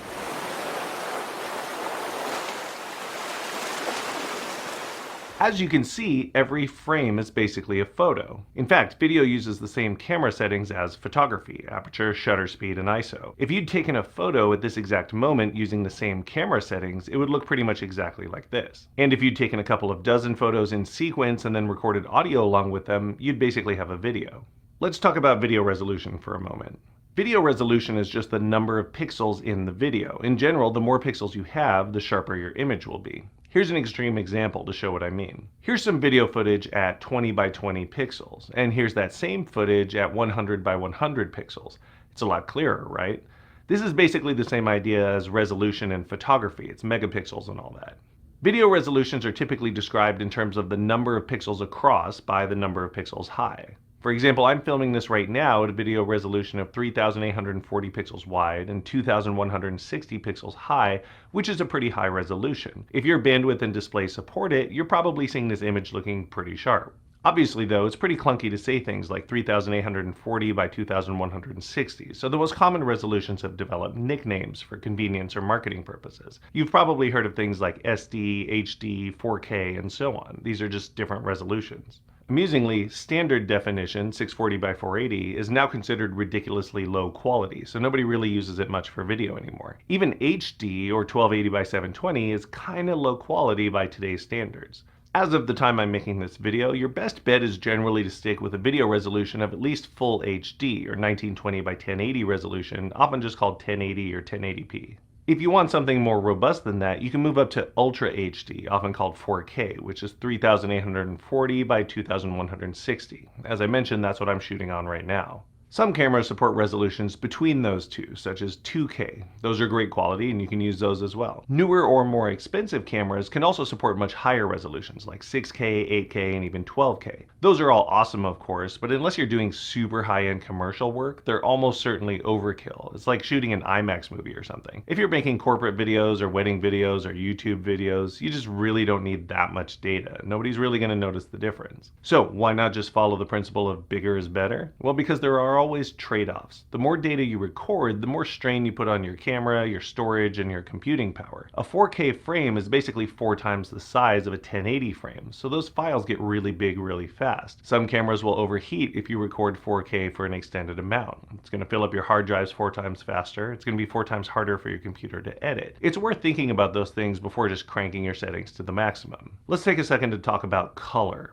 For each one of the pixels in the video resolution, the camera basically stores a number representing what color it saw when it looked at that part of the image. Just as the size of the video footage can affect the quality, so can the color depth. Right now, I'm shooting this video in 8-bit color depth, which means there's a limited number of colors that can be displayed for each pixel. Specifically, it's 16.7 million colors. That may sound like a lot, but our eyes can actually distinguish between more colors than that, so some of the subtle in-between colors get lost. Some newer cameras can handle 10-bit or 12-bit color, which basically means it stores more color data for each pixel. This allows it to record more than 1 billion distinct colors, which can definitely help in certain areas. In footage with super bright highlights or dark shadows or really vibrant neon colors, you can see some difference in a side-by-side comparison between 8-bit color depth and 10 or 12-bit color depth. You can also see it in smooth gradients, where recording in 8-bit color depth can create what's called banding, because there's just not enough color data to create a smooth transition between two colors that are near each other. Now, does this mean you absolutely have to have a camera with 10-bit or 12-bit color depth? No, not at all. 8-bit color depth is still pretty amazing, and in the vast majority of situations, most viewers would never notice the difference. Camera nerds like you or me would notice the difference, but most of your audience probably won't. Now, every time I do one of these videos where I say that one option is great, but another option is still fine for most uses, people always comment to explain all the reasons they absolutely have to have the better option because of what they're working on. Just to be clear, you don't have to defend your choices to me. I'm just some guy on the internet. If you want a camera with 10-bit color depth, that's great. Go for it. I'm just saying you don't have to feel bad if you've got a camera with 8-bit color depth. That's what I have, and it works great. Putting it another way, if your videos aren't looking good, there's probably more going on there than just the color depth. Fix the other stuff first, then worry about 8-bit versus 12-bit. Okay, on to video frame rate. I mentioned before that a video is basically a series of digital photos stacked together. Video frame rate defines the speed at which those images are recorded and played back. I'm shooting this video at 24 frames per second, which is the most common frame rate for movies. It provides a nice smooth look, it's not distracting, and it's easy to work with. For international television broadcast, 25 frames per second is pretty common, and in North America and several other countries, television is generally broadcast at 30 frames per second. If you've ever wondered why TV broadcasts just feel a little different from movies, the frame rate actually has a lot to do with it. However, as TV has turned increasingly digital, a lot of newer shows have actually switched to the more cinematic 24 frames per second, making them feel more like movies. If you watch a lot of Netflix originals, for example, you're probably seeing mostly 24 frames per second. Or technically, you might see something like 23.98 frames per second. There are various technical and historical reasons why that number is not exactly 24 frames per second, but for the sake of simplicity, everyone pretty much calls it 24 frames per second. So that's what I'm going to call it here. In some cases, like video game live streams, people might shoot at higher frame rates, like 60 frames per second.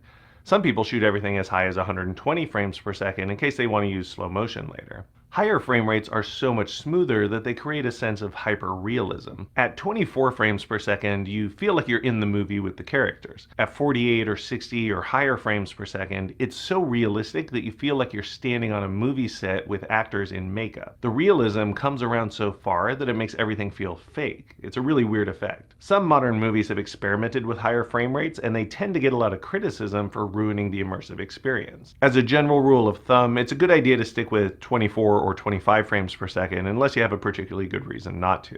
Now, what does all that mean for your video data? Well, if you go back to thinking of it like digital photos in sequence, it's basically about how many photos you want to take per second. The more photos you take, the more data you're going to use. Shooting at 120 frames per second, for example, uses 5 times as much data as shooting the same thing in 24 frames per second. And that may require some trade-offs. For example, I'm shooting on a Sony a7 III right now, which can do 4K at 24 or 30 frames per second. If I want to shoot at 60 frames per second, I have to switch down from 4K to 1080p because this particular camera can't handle the amount of data required to shoot at 4K resolution at 60 frames per second. Okay, so far we figured out video resolution, video color depth, and video frame rate. That's almost everything. There's just one piece of the puzzle left to go. When you multiply all those things together, you get a certain theoretical amount of data that needs to be recorded. The image resolution times the color depth times the frame rate equals how much raw data needs to be recorded per second. And that's going to be some ridiculously large number. And that's important because all that data can cause problems for your camera, your SD cards, your hard drive, your computer, and so on. Fortunately, all those engineers who've developed this stuff over the years have come up with a lot of clever ways to condense and compress that data. For example, most of the frame you're looking at right now isn't changing much. This pixel right here is going to be mostly the same color from frame to frame throughout this entire video. So when recording the data, there's a certain amount of compression that can happen. Instead of just describing every single pixel in every single frame, the system can fudge it a little bit and say, just make this one white for the next 17 frames or whatever. That allows us to record video using less data, which makes life easier for everyone. Video bitrate basically defines the data throughput in terms of bits per second. The higher the bitrate, the better quality video you'll have, but the larger the files will be. So what bitrate should you use? YouTube has an information page with some good recommendations to use as a starting point. For example, for 4K footage at 24 frames per second, they recommend a range of 35 to 45 megabits per second. When you're shooting 1080, you can get by with as few as 8 megabits per second. The right bitrate for you will depend on what your footage looks like as well. In a shot like this, there's not much motion happening, so a lot of the pixels are staying mostly similar from frame to frame. That's really easy to compress, so I can use a lower bit rate with very little problem. However, when I was shooting more off-road videos and things were moving fast all the time, it took me forever to realize that the reason my footage looked like garbage was because of the bit rate of the action cameras that I was using. I actually reduced the resolution from 4K to 2K, but I increased the bit rate, and then the footage looked a ton better. Higher numbers aren't always better. You have to find the right balance. Also, keep in mind that you'll be thinking about video frame rate, bitrate, and resolution in 2 different places. First, you'll set these variables in your camera. For example, right now I'm shooting this in 4K at 24 frames per second at a bitrate of 60 megabits per second. Then you'll do the same in your video editing software. I'm going to export this video with about those same settings. The bitrate is a little higher than YouTube's recommendation, but my laptop can handle it, so I'm okay with the trade-off. In most cases, it probably makes sense to keep the settings about the same between your camera and your editing software, although there are situations where it can make sense to change it. For example, if you live somewhere where bandwidth is a big issue, you might shoot in 4K but then export and upload in 1080. Or if you're worried about hard drive space, you might shoot in 1080 but export to 4K. It won't look quite as good as actually shooting in 4K, but it'll probably look better than just shooting and exporting in 1080. The one you generally don't want to mess with much is the frame rate. If you're shooting in 24 frames per second, you'll generally want to edit and export in 24 frames per second as well. The basic reason for this is that the frame rates don't divide nicely into each other. If you put 24 frame per second footage on a 30 frame per second timeline, it has to stretch it out and figure out what to do with the overlapping frames. Some might get doubled or blurred together with other frames. Modern software generally does a pretty good job of this, but if you have a lot of motion in your footage, you'll start to see a lot of jerky, choppy movements between frames. You can get away with mixing 30 and 60 frame per second footage, but don't mix 24 with either of them because they just don't play nicely together. And now you know all about video frame rate, bit rate, color depth, and resolution. Film analysis is the process by which a film is being analyzed in terms of stage setting, cinematography, sound, and editing. A YouTube channel named The Media Insider will provide us some essential steps on how to do this process. Let's all watch this. You only need to have a quick look online to see just how many ways there are of approaching film analysis. Do we approach it purely as a storytelling medium focusing on narrative? Do we scrutinize the director as an auteur, looking at each of their films as part of a larger body of work? Or do we look at it as a cultural artifact that reflects the context in which it was made? The list of options is endless, and each of these perspectives is equally valid, but each of them would ultimately start with analyzing the creative elements of a film itself.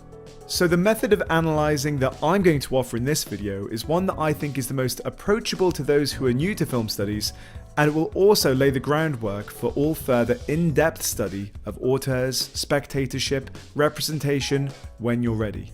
And it's all based on answering this simple question. How does a film communicate its major themes and ideas using the 5 key elements of film? Not sure what those are? Keep watching. So, film analysis is largely all about learning how to notice the deliberate stylistic decisions made by the filmmaker, and then questioning how that contributes to meaning. But what exactly are we supposed to be looking out for?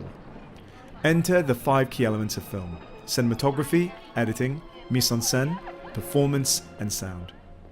Think of these as the toolkit available to filmmakers, each one able to signify meaning to the audience.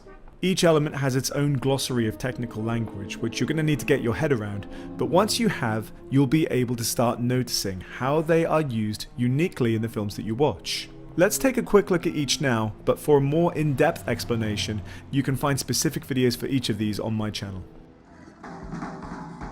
The first element we'll start with is the one that I think you will find the easiest to identify: mise-en-scène.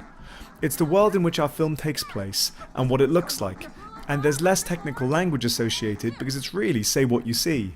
In discussions with Damien about how he wanted the film to look visually, from the get-go, he said, "I want to be very historically accurate." This includes everything from the characters, what they're wearing and their props, to the setting, the objects within them, and even the weather.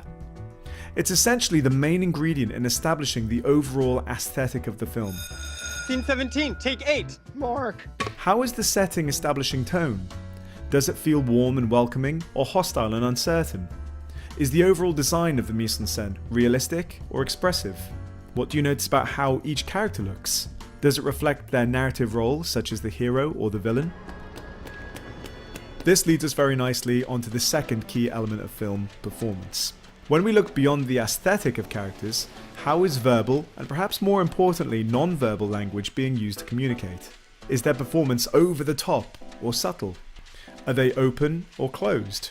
All of the infinite ways that actors interpret their roles in collaboration with the director are another layer of meaning maker for the audience. The one part of the story that I believed was that he experienced childhood trauma. And so going into that research and seeing the effect that it has on somebody and how they perceive the world, basically he's in this highly reactive state in which he perceives and looks for threat everywhere.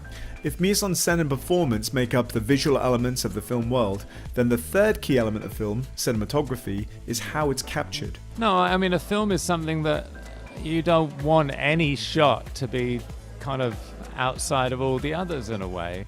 This is primarily all about shot size, be it close-up, mid-shot, wide shot, and so on, and camera movement, be it static, panning, freehand, tracking, and the framing of the mise-en-scène on camera.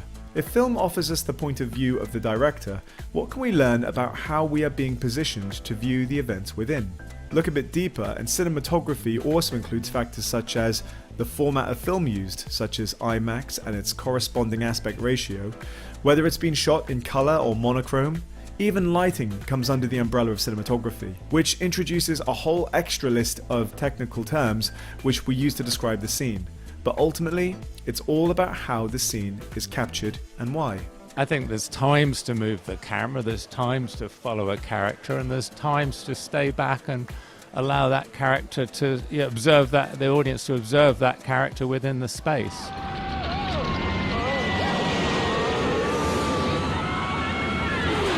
The natural next step from cinematography is our fourth key element of film, editing. This is how individual shots are cut and assembled into scenes, and how scenes are assembled into a film. The order in which shots and scenes are presented to us has the ability to completely change how we interpret them. Just think, every time we cut from one shot to another, we're effectively being offered cause and effect. It's how we know that this character has cruel intentions.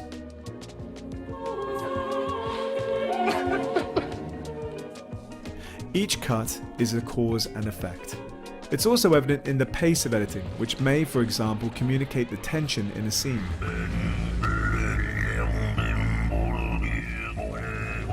And finally, we have sound as our last key element. Be it diegetic or non-diegetic, music or the score is perhaps the most obvious part of sound for us to notice, but of course it also includes everything in the soundscape.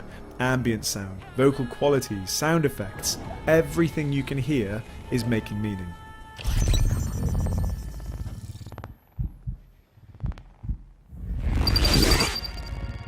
So now we know what the 5 key elements of film are, how do we go about putting it into practice?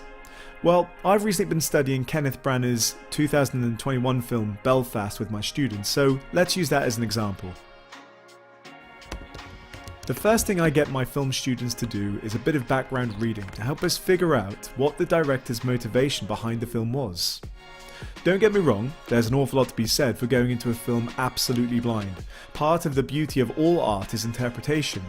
But if we're going to analyse film academically, it's worth doing a bit of homework first to help us identify how the 5 key elements of film are going to be used to construct meaning, and consider the context of when the film is set, but also when it was made. Belfast is a city of stories, and particularly at the end of the 1960s, it went through an incredible, tumultuous phase in its history. In the case of Belfast, to truly appreciate Branagh's ideas, you need to have some understanding of the Troubles in Northern Ireland in 1969, and also of Branagh's childhood in Belfast, which is nostalgically reflected in the film's celebration of the people and the city and the family above all else. Well, I'm from there. I was born in Belfast and I lived there till I was 9, and the story of the film is really about something that happened to me when I was 9 years old. There are a few ways you can go about this pre-viewing research. I like to watch Q&As with the director, or perhaps even listen to Mark Kermode's review on his podcast. Approaching our first viewing of the film with this information in mind will help focus you on how this theme is being constructed. So now it's time to watch. I personally recommend avoiding the temptation to take notes in your first screening. Give the film your full attention. No wonder you brought us to this. It's educational for the boys. After it's time to reflect on the film and start properly analysing, and to use an appropriate metaphor, I think there are 2 different lenses we can look at it. One is through a wide angle, looking at the film holistically, and applying the 5 key areas to help us describe the film's aesthetic broadly. And 2, by switching to a close-up and examining several key sequences in far greater depth. Let's take a quick look at Belfast through that wide-angle lens. Across the film, the camera work is incredibly realist, evident in the choice of shooting in monochrome, but also the way most scenes favour wide-angle static shots, with a full depth of field that could easily have been taken from a late 60s Path documentary. This also allows the actors and their performance to take center stage by keeping an objective view of the film's world. These performances are incredibly naturalistic, using language and physicality to very subtly express themselves. I'm always saying to your man there, what's yours is mine and what's mine's me own. Thanks, Granny. The primary perspective throughout the film comes in the form of the fairly restricted view of the main star, Buddy, who's played by Jude Hill. In this sense, the troubles and the conflict unveiling around him is actually the backdrop to far more relatable childhood concerns like school crushes, playing with friends, and potentially losing loved ones. In terms of mise-en-scène, the overall look of the film immediately identifies this as a working class area of the 1960s. Cars, buildings, and clothing are all based on historical context rather than being stylized or impressionist. The houses are packed a little too close together, which makes the neighborhood feel communal, like a family, and at the same time, slightly crowded and less affluent. The set was designed to be slightly tall to encourage our perspective of the child. To describe the edit throughout the film, it's fairly slow and unintrusive, which again causes minimal interruption to the film's reality, and between scenes seamlessly jumps between periods of time which could be weeks or months, giving us the sense that these are a collection of memories from the childhood of Buddy, almost like he's looking back on this period of his life, and these are the bits that stand out. In terms of sound, we have a non-diegetic soundtrack provided by Belfast's own Van Morrison, a further nod to the city's rich culture, and one that complements Buddy's slightly innocent perspective of such a difficult time in Northern Ireland's history. We also have the very realist diegetic sound, which, like the cinematography, is intended to add authenticity to the film. Street ambience and real-world news excerpts help to remind audiences that this fictional family's story is set against very real events. We could go on, but as you can see, by applying the 5 key areas holistically, you get a general sense of the aesthetic and the construction of the film as a whole. But now, if we zoom in on a key scene, we can apply the key elements of film far more specifically. Let's take a look at the incredibly memorable opening sequence of the film. We fade into a series of wide crane and drone shots of modern-day Belfast. Before we meet any of the ensemble cast, we're introduced to the main star, the city itself. We see landmarks and buildings of great cultural significance like the Titanic Museum, Belfast Castle, and the old dockyards. The message here is clear: Belfast is thriving and proud. We are accompanied by an upbeat original song by Van Morrison. Then the title for the film finally appears as we reach the suburbs of row after row of terraced houses, where we will spend the majority of the film. This is the heart of Belfast. You won't have missed that we begin in colour, immediately placing us in the present, but also allowing us to see the dawn. A bright new Belfast has moved past the troubles, and we see this in just how saturated the colour is. Our transition into the monochrome that we see for the rest of the picture is seamless. There is no cut as we crane over one of the piece walls, which effectively bridges time as we stay in the same place. It feels very much as though the following film is taking place on the very same streets we just saw in colour, but the black and white immediately ages the footage and makes it feel raw and realistic. We are immediately invited to the tightly knit community where everyone on the street knows each other.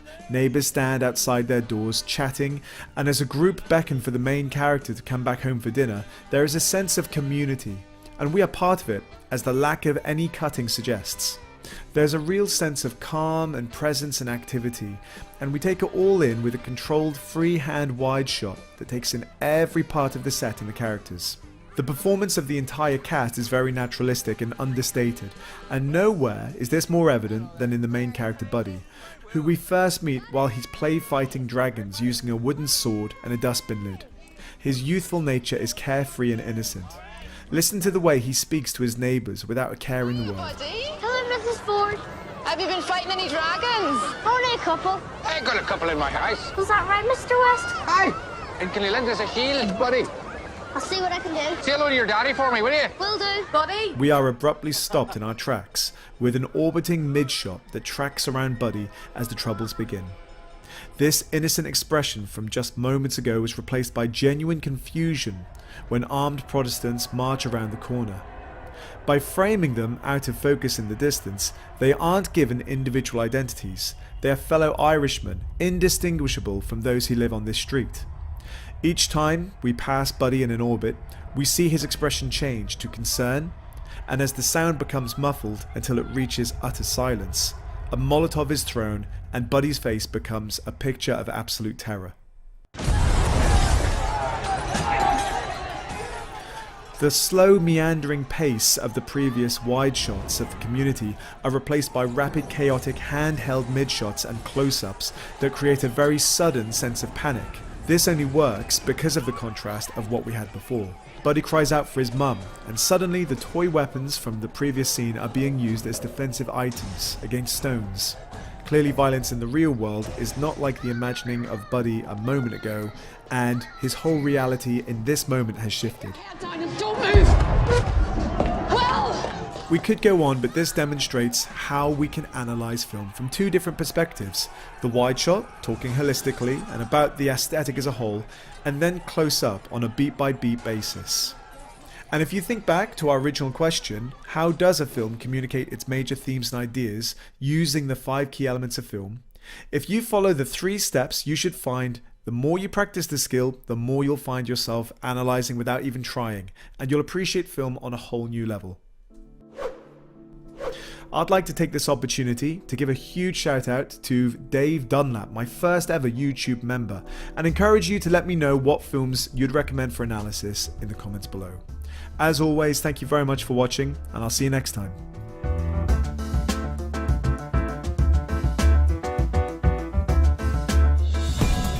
IAT Philippines' second virtual Festival of Talents will be right back after the break. Stay tuned.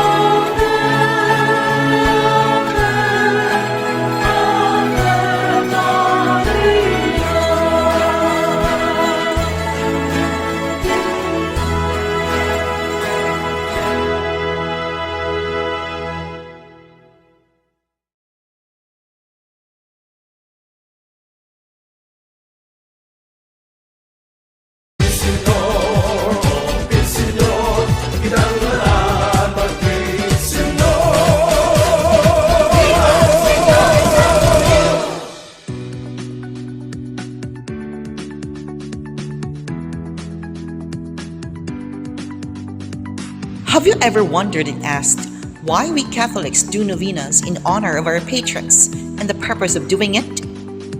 Here's why.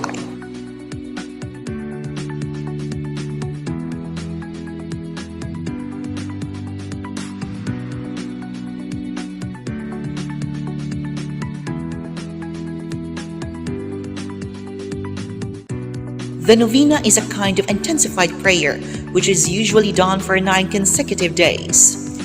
If we say the phrase intensified prayer, this is the time that we offer prayers, either to obtain special graces, to implore special favors, or to make special intentions amid the preparation of a major feast. Doing this kind of intensified prayer was recorded from the Gospel of Apostle Evangelist Saint Luke on chapter 24 verse 47 and from the book of the Acts of the Apostles chapter 1 verse 12 until chapter 2 verse 5 of the New Testament of the Holy Bible, where the 12 apostles, together with the Blessed Virgin Mary, prepared for the Feast of Pentecost for 9 days. In the other hand, some references say that the Pentecost is the founding anniversary of the Catholic Church, while the other references say it's not. The word novena comes from the Spanish ordinal number, which means ninth, and comes from the Latin word novem, which means 9. There are 4 types of novenas. Novena for the preparation of a major feast.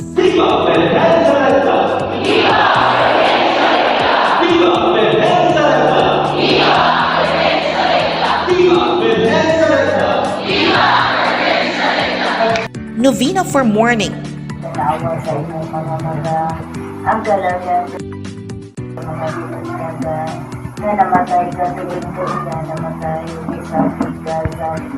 Amen. Novena for petition.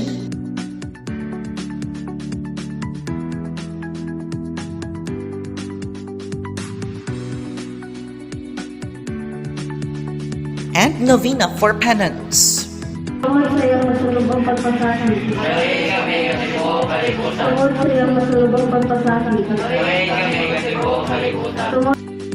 While novenas are taken either inside a Catholic church or a Catholic chapel, we also hear the word gozos.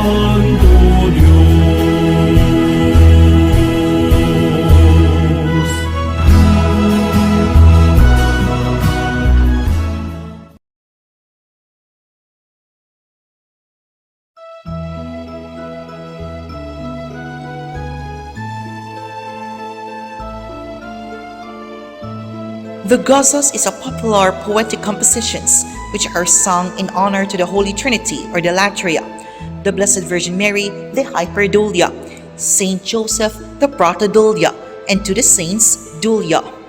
Gozos comes from the Spanish word which means joy and expression of gladness, and from the Latin word gaudium, which means joy. Thus, gozos is literally meant as overtures of rejoicing and exuberance. They are sung in the context of an important religious act, such as the Mass of a great feast, a procession, or the blessing of an image, etc. Its goal is to render thanksgiving for received blessings, or as an entreaty for a petition of protection against evil.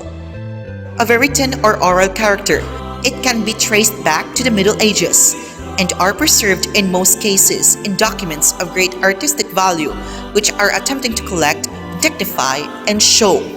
Historically, devotionally, and artistically speaking, gozos is used as votive prayers. In the Philippines, the gozos is almost exclusively sung within the context of a novena.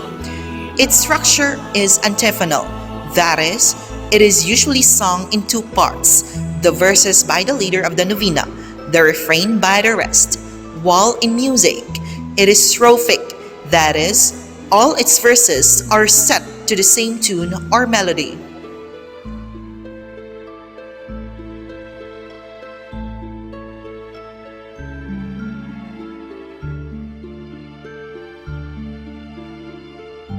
The copla is treated as the refrain of the gozos, but this can be misleading. The copla is typically composed of 4 lines.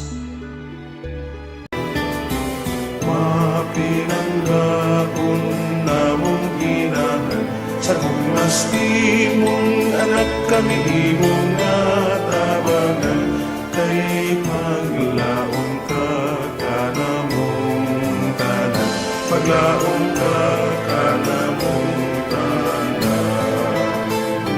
The last 2 lines of the copla are called the estribillo, and these are the ones which are normally repeated after each verse.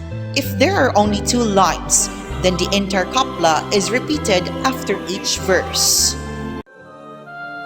San Jose mo kaming palabanan sa kinabuhi sa kamatayon. San Jose mo kaming palabanan sa kinabuhi sa kamatayon. Sa danan kung si Maria, dili mo ang misteryo hibawan.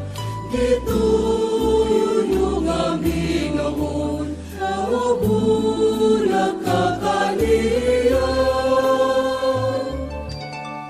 Kasabitan akong tuod, makalinis sa mong atas ko. San Jose mo kaming palabanan sa kinabuhi sa kamatayon. The estrofas are the verses of the gozos.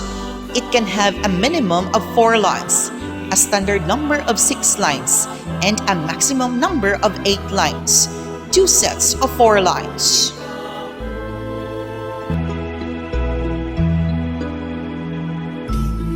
Sa syudad sa suko, ang matahong mong larawan. Sa unang mga misyonero, sa usang balay hipalkan,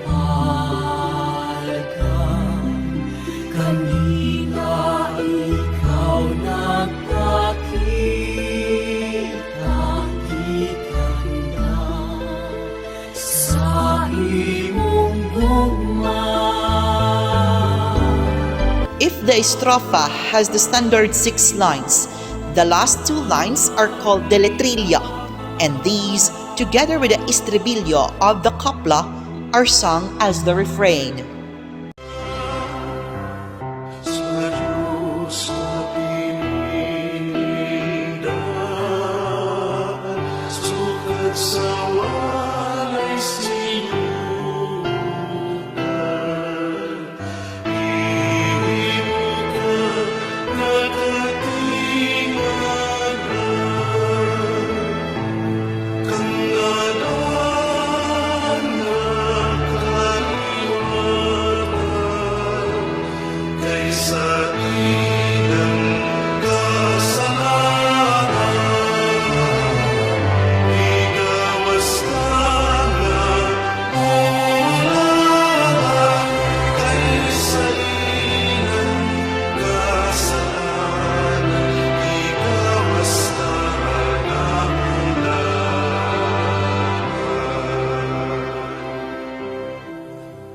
If there are only 4 lines, the entire coupla is repeated after each verse. If there are 8 lines, the repetition will then depend on the established tradition of the plays. The gozas exists as Dalit and Tagalog areas, and these are either recited or sung. In the Visayan territories, the tradition is quite robust.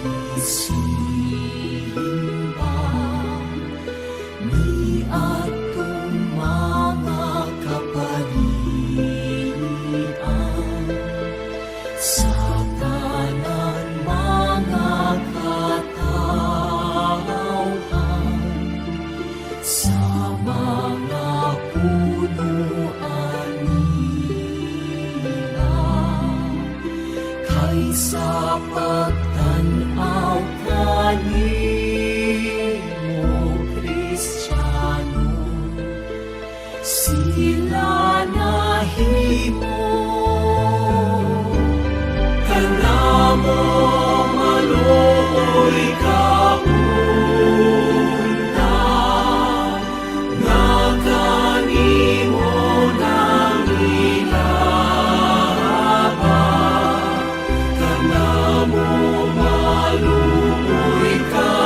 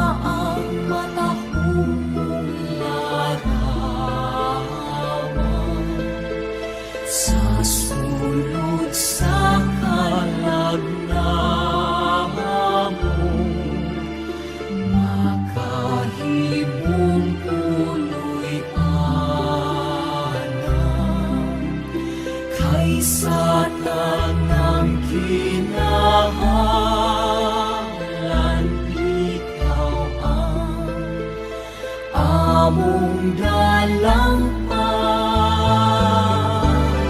kanamong maluoy kauna, na kanimo nang ilahaba, kanamong maluoy kauna, na kanimo nang ilahaba.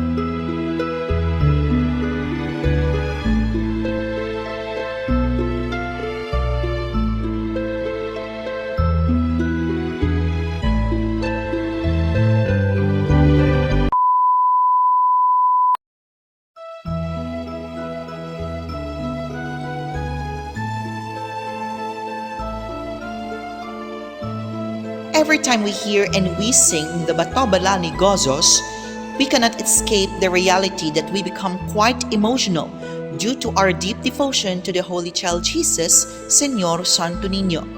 Especially that all of us Catholic Christians have our own personal intentions. At the first words of the Gozos, we hear these words.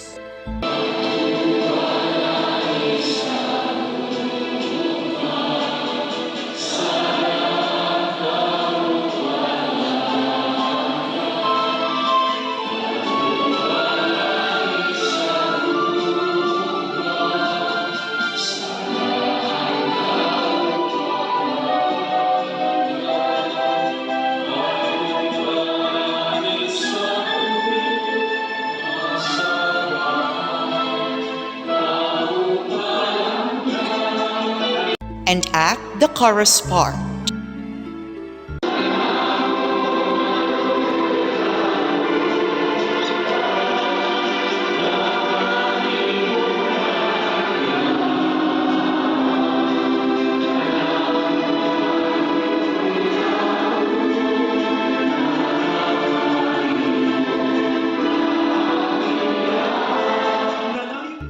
The custom of waving hands during the chorus part of the Santo Niño Gozos began in year 1985, where its biblical bases were written in the book of Psalms, chapter 63, verse 4, and the first letter of St. Paul to Timothy, chapter 2, verse 8, while the celebration of Novena Masses at the Basilica's Pilgrim Center began in year 1990s.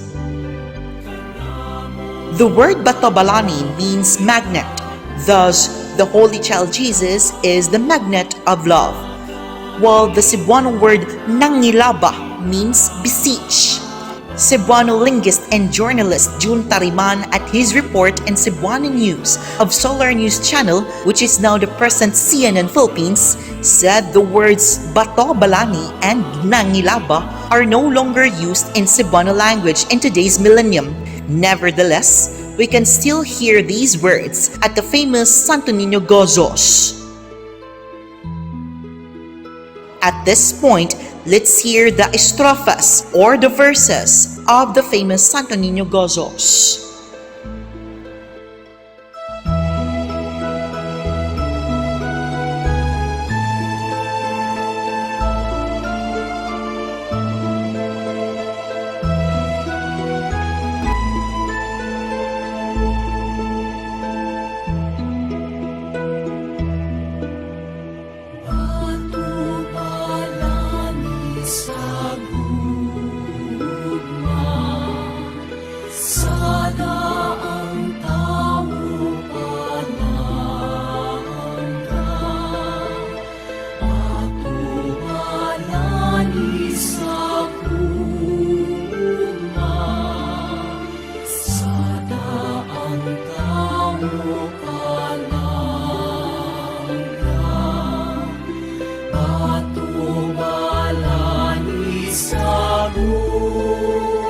masadaan, tao palangga. According to the research titled The Hermeneutics of the Ghazals for Señor Santo Niño de Cebu, this part expresses the declaration of the Holy Child's love that magnetizes the devotee's charm. The Cebuano phrase, "Sada ang tao," refers to the ancient Cebuano people, while the Cebuano word palangga means beloved. Kanamo maluoy kaunta, nga kanimo nangilaba. Kanamo maluoy kaunta, nga kanimo nangilaba.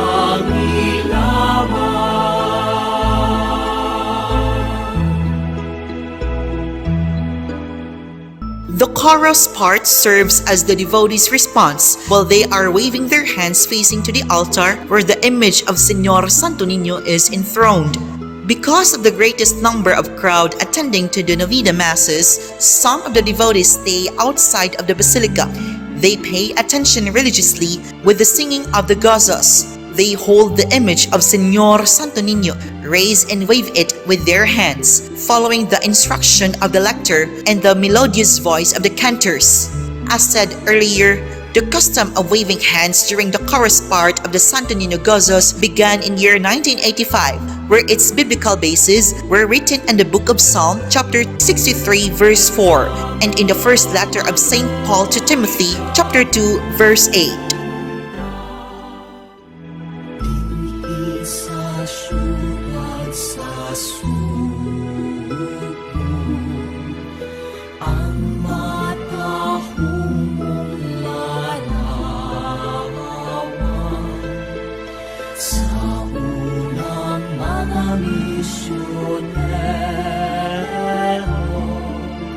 sa usang balay hipalgan,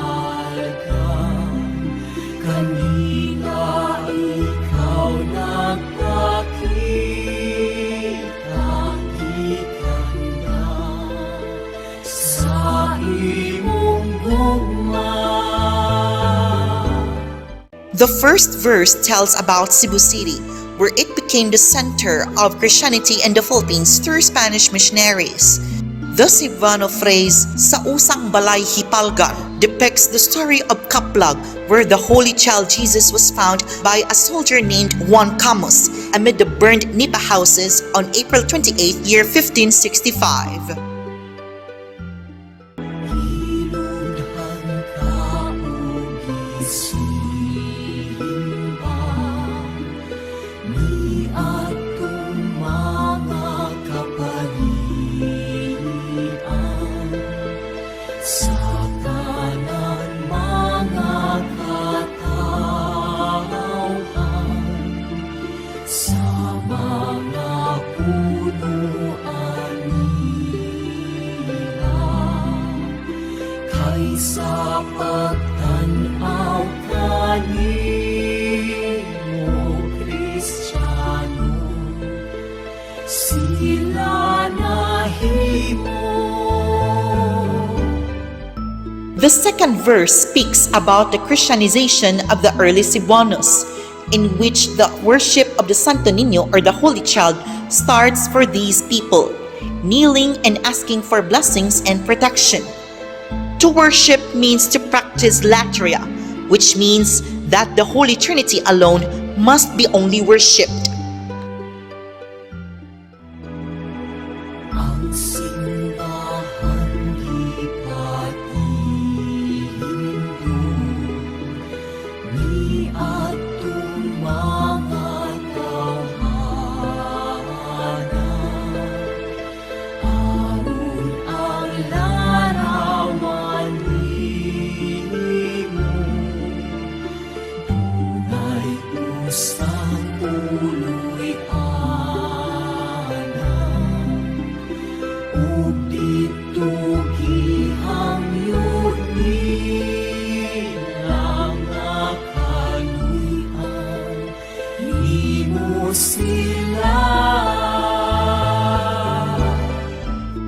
third verse speaks about the institution and establishment of churches to serve as the home of the holy image and the refuge of the devotees.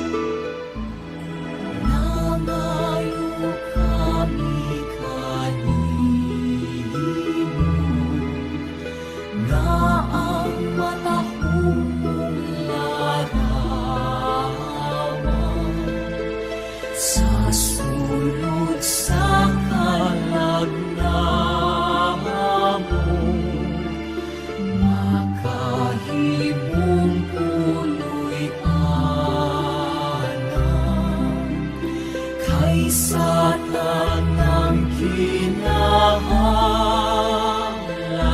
ikaw ang among dalampag. The last verse speaks about the Santo Niño, or the Holy Child Jesus, as an integral part of the lives of the Cebuanos.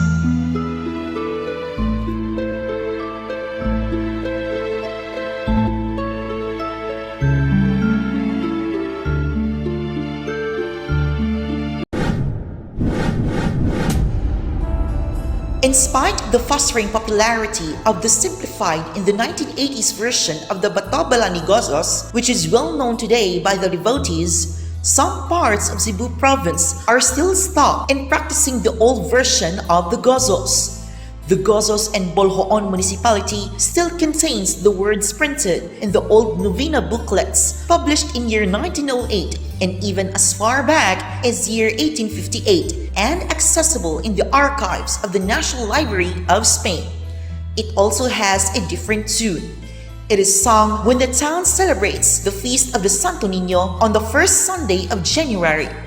The old Gozos is still being sung in Dalaguete, Oslob, and in Argao municipalities. Let's all hear this.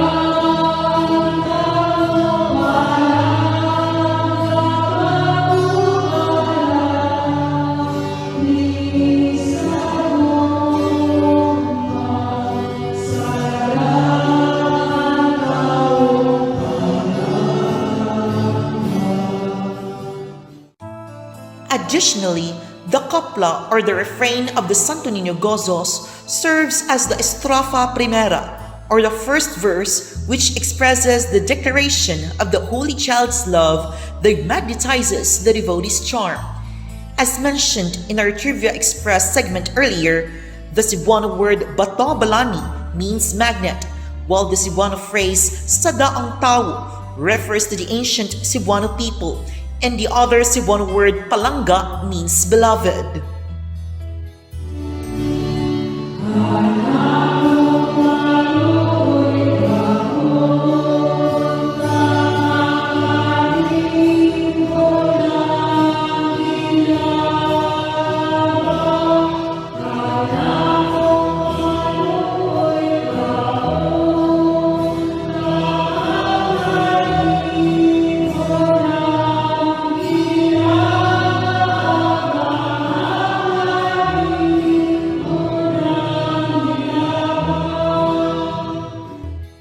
The chorus part serves as the devotees' response while they are waving their hands facing to the altar, where the image of Señor Santo Niño is enthroned.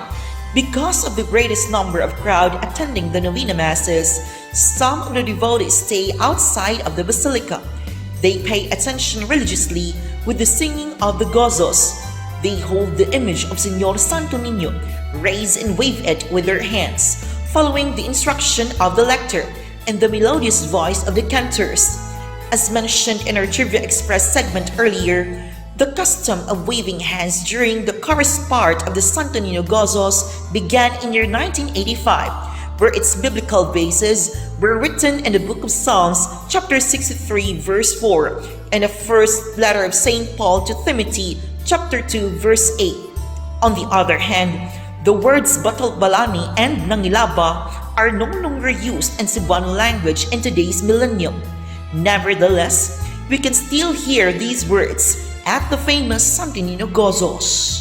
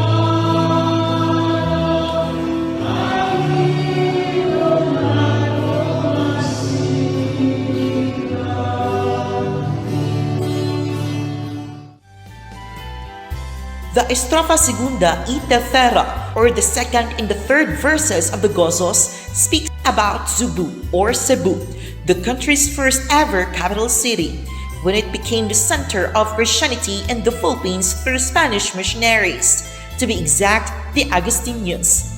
The Cebuano praises, "Dinhi hinpalgan hikaw sa usa kanilang sundalo," and "ang balay nga hinpalgan sa imo nga katahuman" are depicting the story of Kaplag, or the finding, where the Holy Child Jesus was found by a soldier named Juan Camus inside the Ataul amid the burned nipa houses on April 28, year 1565.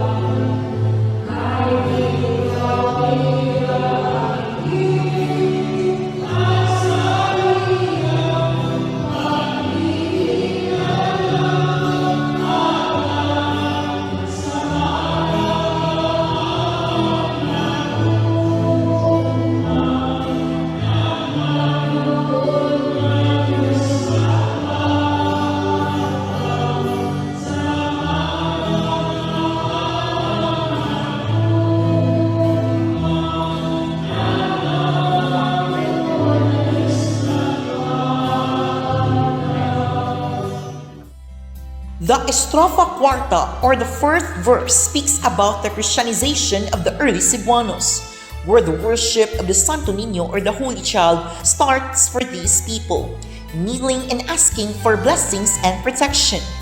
Furthermore, the fourth verse tells about the establishment and the propagation of Christianity among the people through Spanish missionaries, where the Agustinians are tasked to pursue their duty of Christianization, with the Santo Niño as a guiding entity through which this intention would be grasped.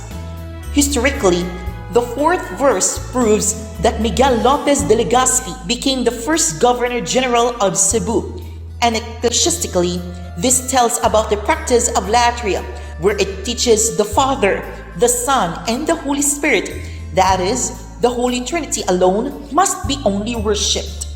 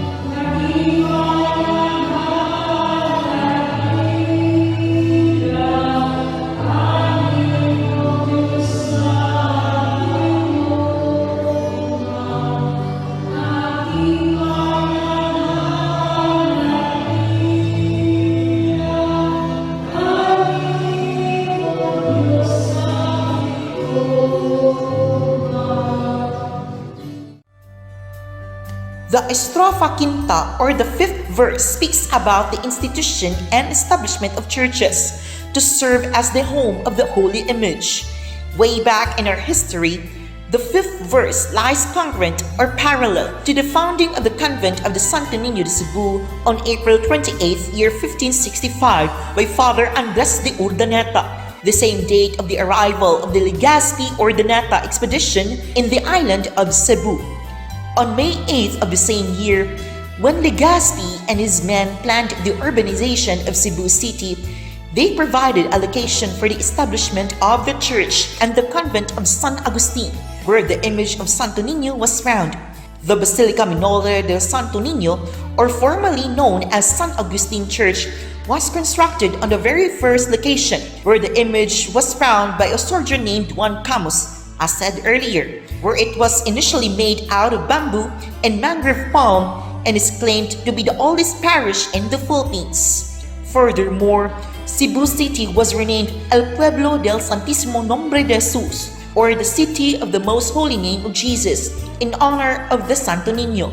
And Legazpi urged to have a chapel built on the site of the second discovery of the image, again utilizing both a concrete and intangible reinscription of Cebuano territory.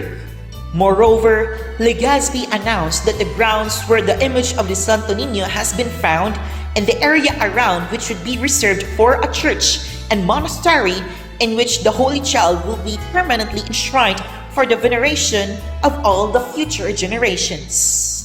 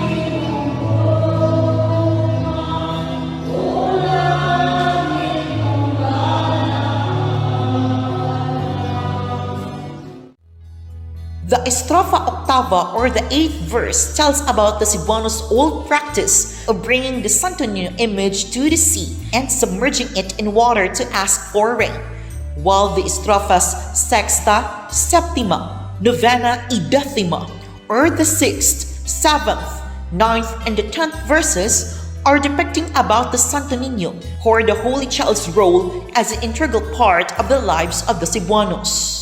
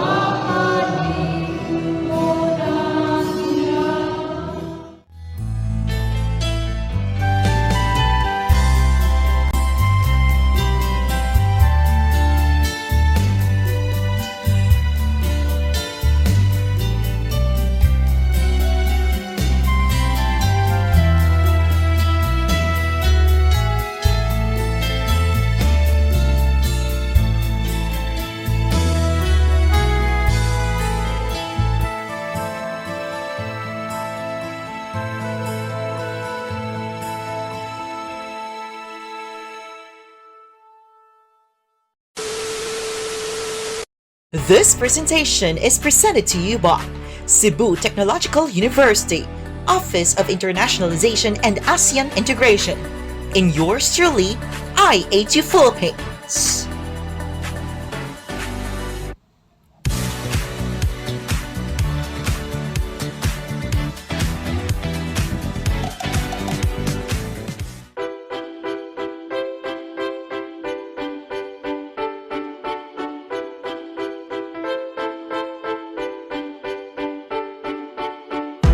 Through the years, Cebu Technological University, or commonly known before as Cebu Trade School and today as CTU, continues to prosper and to collaborate with numerous institutions coming from different countries across the globe, including our beloved motherland.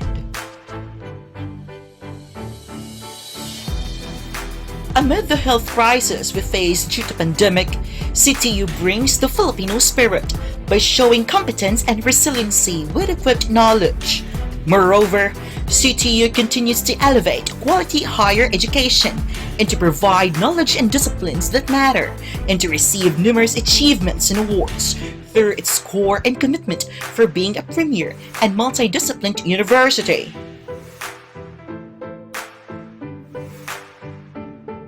In addition, CTU is able to host several virtual events showcasing various studies, especially in the cultural ones, where students were able to make digital stories which manifest into cultural awareness and cultural diversity. On the other hand, CTU is also able to participate in other virtual meetings, not just within the archipelago, but also in other countries.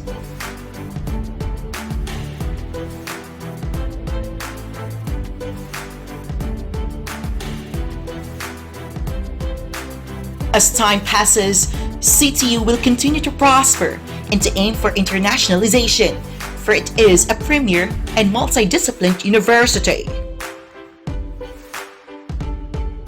This is Ray R. Flores Tinambakan from BA Literature and March 2023 Let Passer, CTU Main Campus alumnus.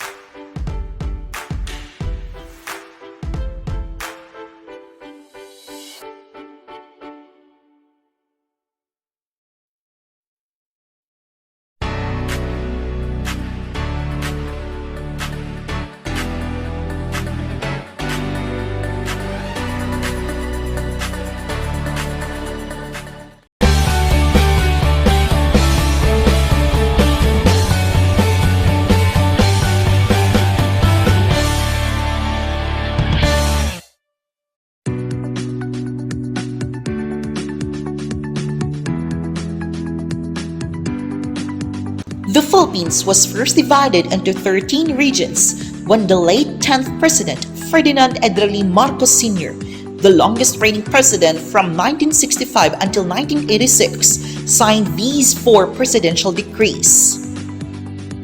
September 24th, year 1972, days after the martial law declaration on September 21st under Proclamation number 1081, the Philippines was first divided into 11 regions when he signed Presidential Decree number 1. These 11 regions were Region 1 for the Ilocos region,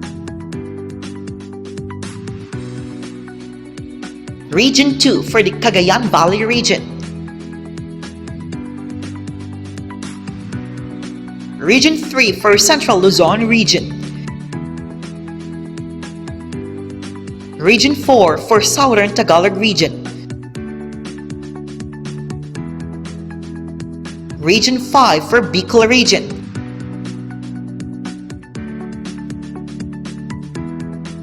Region 6 for Western Visayas region,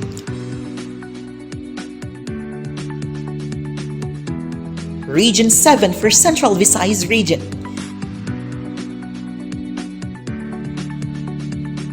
Region 8 for Eastern Visayas region, Region 9 for Western Mindanao region, Region 10 for Northern Mindanao region,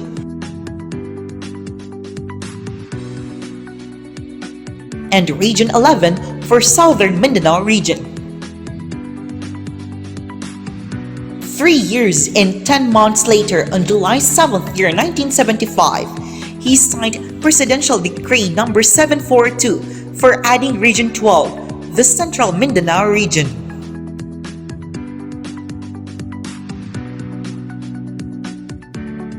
Six months later, on January 23rd, year 1976, he signed Presidential Decree number 879 for separating Metro Manila from its mother region, Region 4. 4 years and 4 months later, on June 2nd, year 1978, he signed Presidential Decree number 1396 for creating the National Capital Region.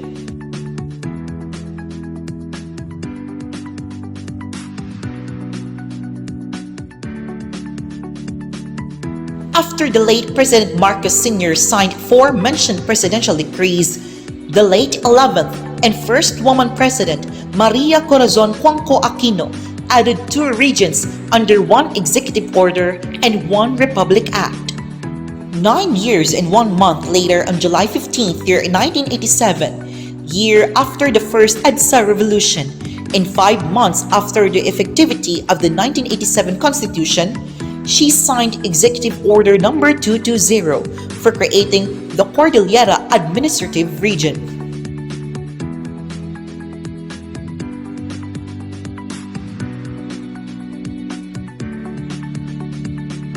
Two years later, on August 1st, year 1989, she signed the Republic Act number 6734 for creating the Autonomous Region in Muslim Mindanao, or the Autonomous Region of Muslim Mindanao. 3 months later, on November 26th of the same year, the said Republic Act was subsequently ratified in a plebiscite. After the late President Corazon Aquino signed 1 executive order and 1 Republic Act, the late 12th President Fidel Valdez Ramos signed Republic Act number 7901 on February 23rd, year 1995 for creating Region 13, the Caraga region. The acronym Caraga stands for Central Agusan Regional Administrative and Geographical Administration.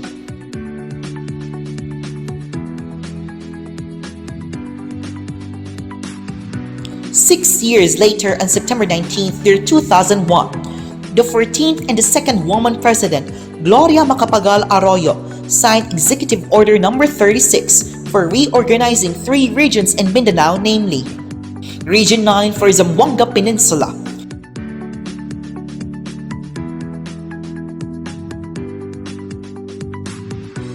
Region 11 for Davao Region,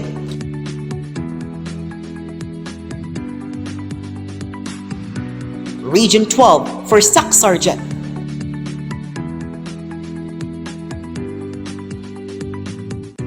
Seven months later, on May 17th, year 2002, she signed Executive Order number 103 for dividing Region 4 into 4A for Calabarzon and 4B for Mimaropa.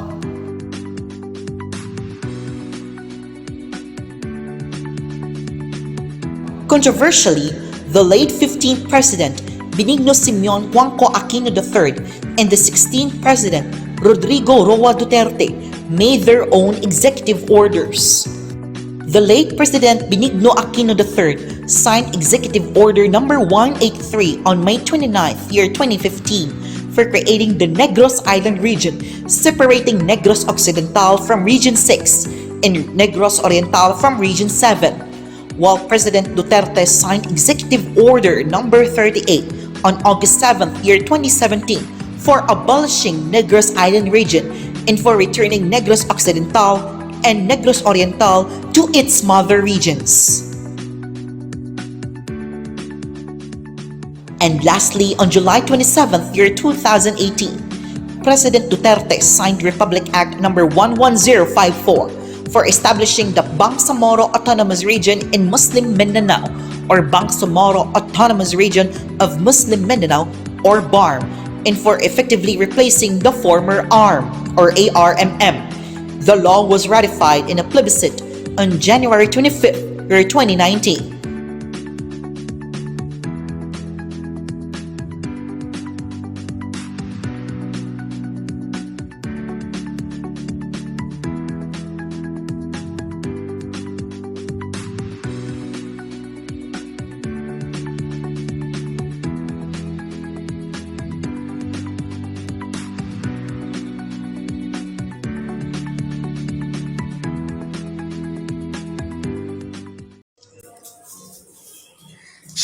Ipaprank natin si Kuya. Ipaprank natin yung kuya ko.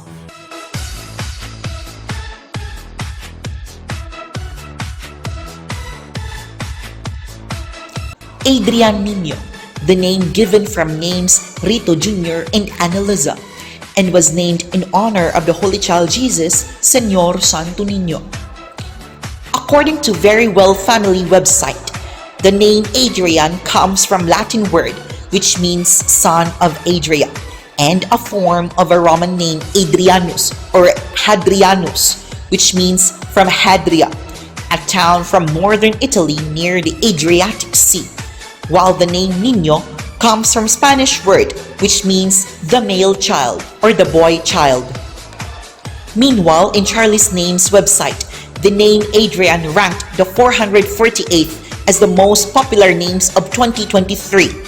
In the other hand, the name Niño ranked the 1,176th spot.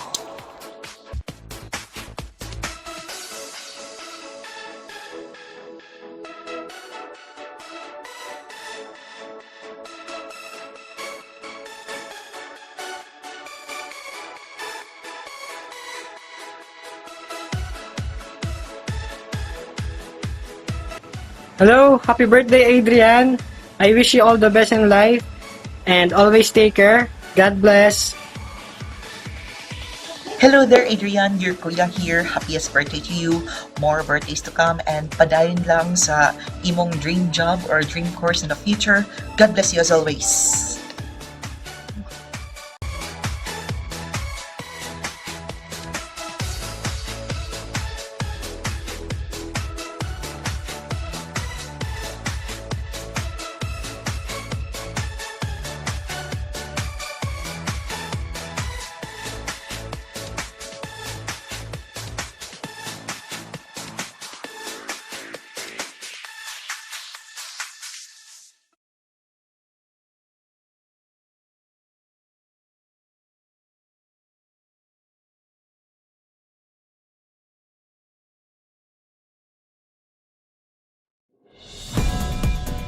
Before we end our tonight's activity, I would like to express my words of gratitude and of course my felicitations to my 4 classes for a job well done.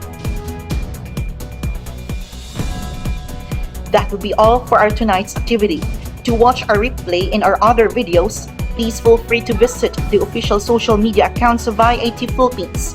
From all of us here in Cebu Technological University main campus, thank you for watching, and allow us to leave you a quote from Malcolm the Tongue. Education is our passport to the future, for tomorrow belongs to people who prepare for it today.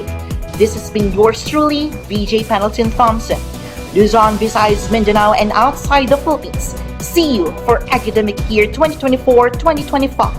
Hasta la vista, amping, Dios mabalos sa Indogabos.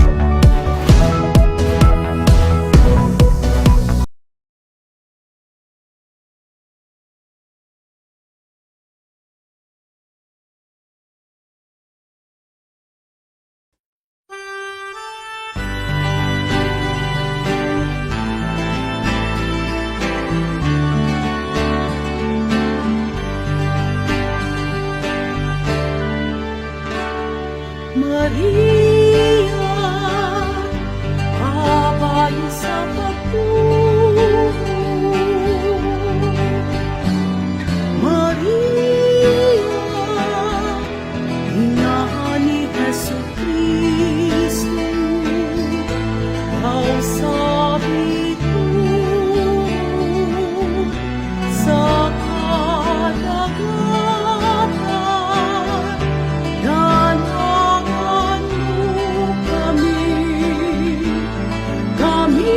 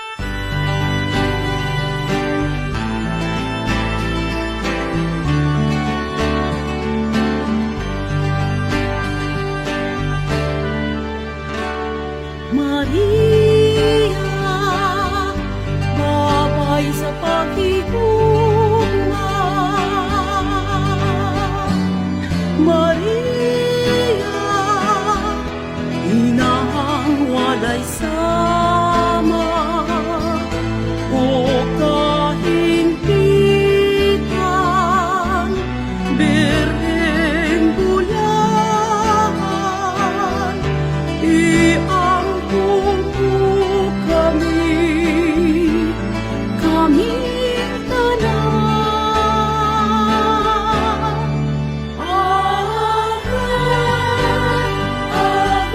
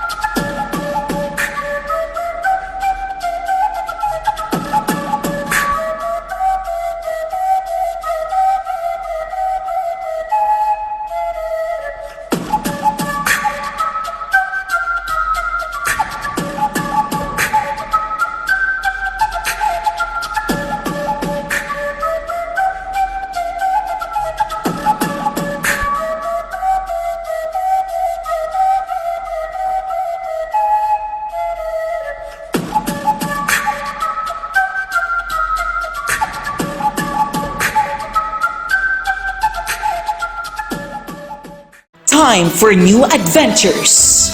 Good afternoon once again. I'm now here at the front of Casa Gordo and the Kapiling Center. Time for new discoveries. Painting 1 was not in a Philippine setting, but rather a Mexican setting, where the battle between the native Mexicans and the Spanish conquistadores took place. That is the Tigex War. Defending the Catholic faith through religious tourism. Jerusalem is the place where Christianity was originated. This is when our Lord Jesus Christ appointed Peter to be his successor and to be the first pope of the church. Aiming to cherish every moment. A long time that hindi po tayo nagkakita dahil po sa 2 taon na pandemic. Yeah, so when you arrive, your first thing to do is kiss the last. Oh my God. And to create memories.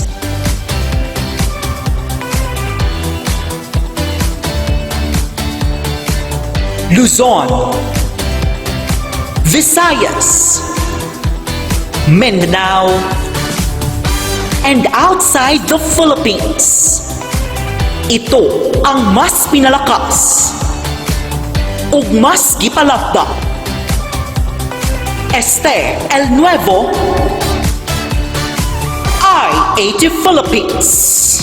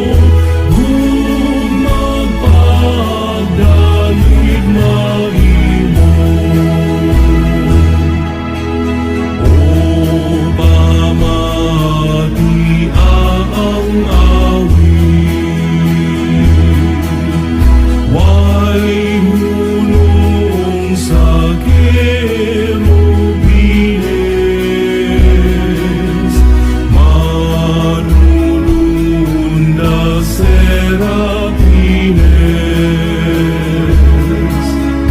giniug gitug giawit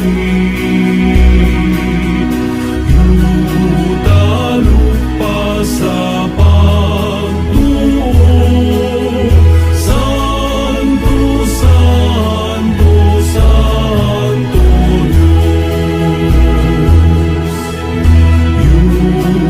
Yudalupa sa pagtuo Santo Santo Santo Diyos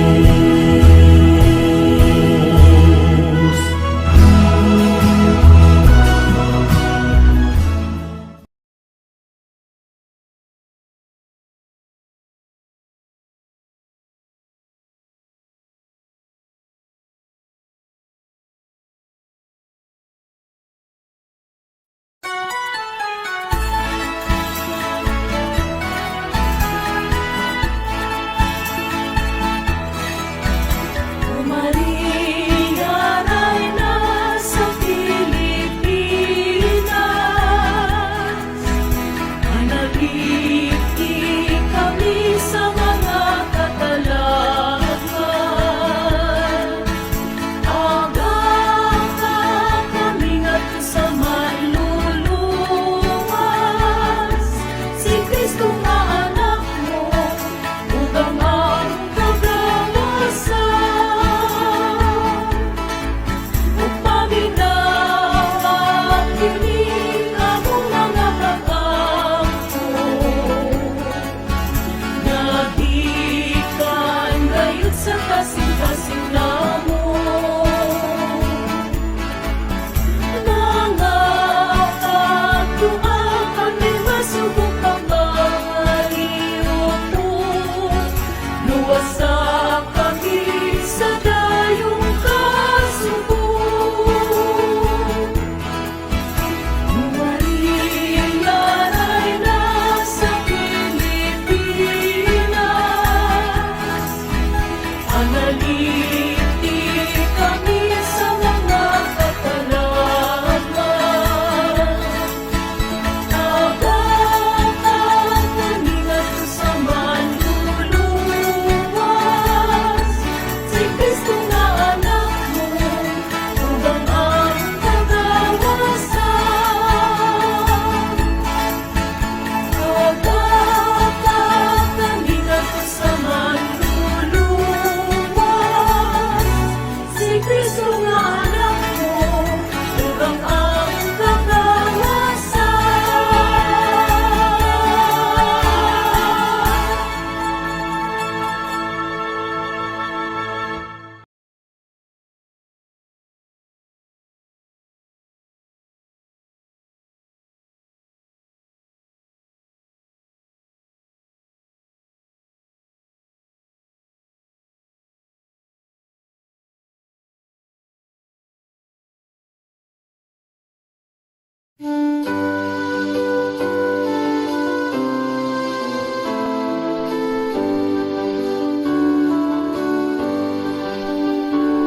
Oh Señor San Jose,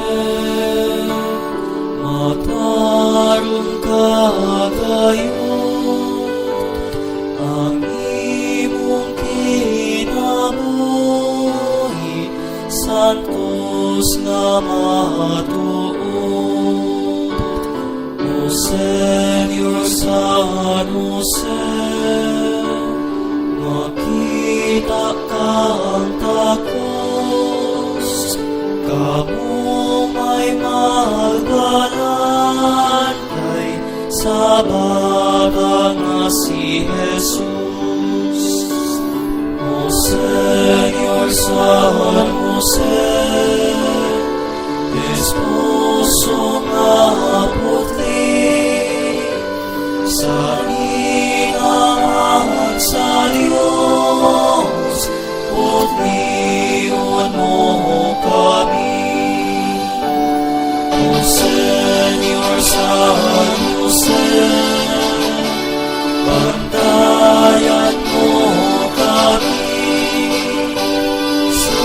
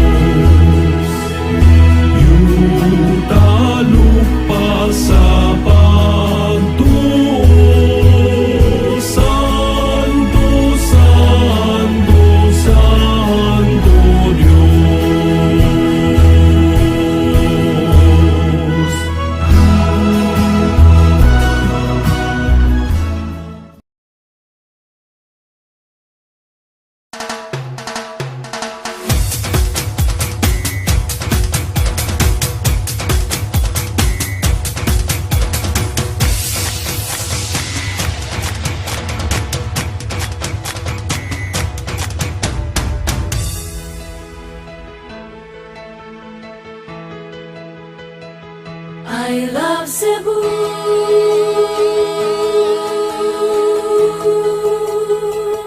I love Cebu.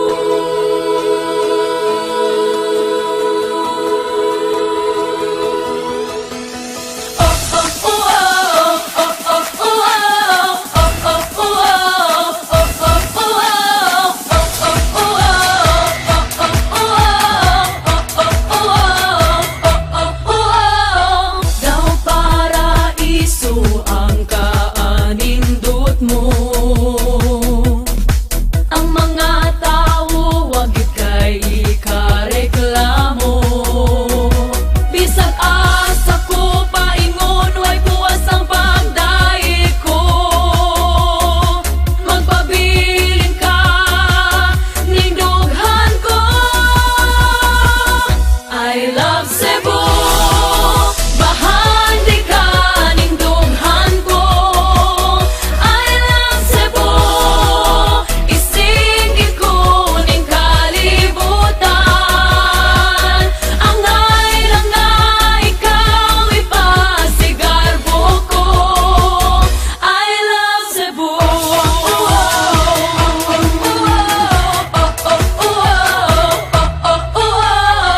Bisag asa ko paingon way buas ang kalipay ko. Bisag asa ko paingon ipanghambog yun ka. Bisag asa ko paingon way buas ang pagdaig ko. Magpabilin ka ning dughan ko. I love Cebu. Bahandi ka ning dughan ko. I love Cebu. Isingit ko ning kalibutan. Angay lang nga ikaw ipasigarbo ko. I love Cebu. Manindot nga lugar, imong madua ang bisag asa. Di gyud ka maguol, buot ang mga tao ang nuduol. Busa, asa pa ka?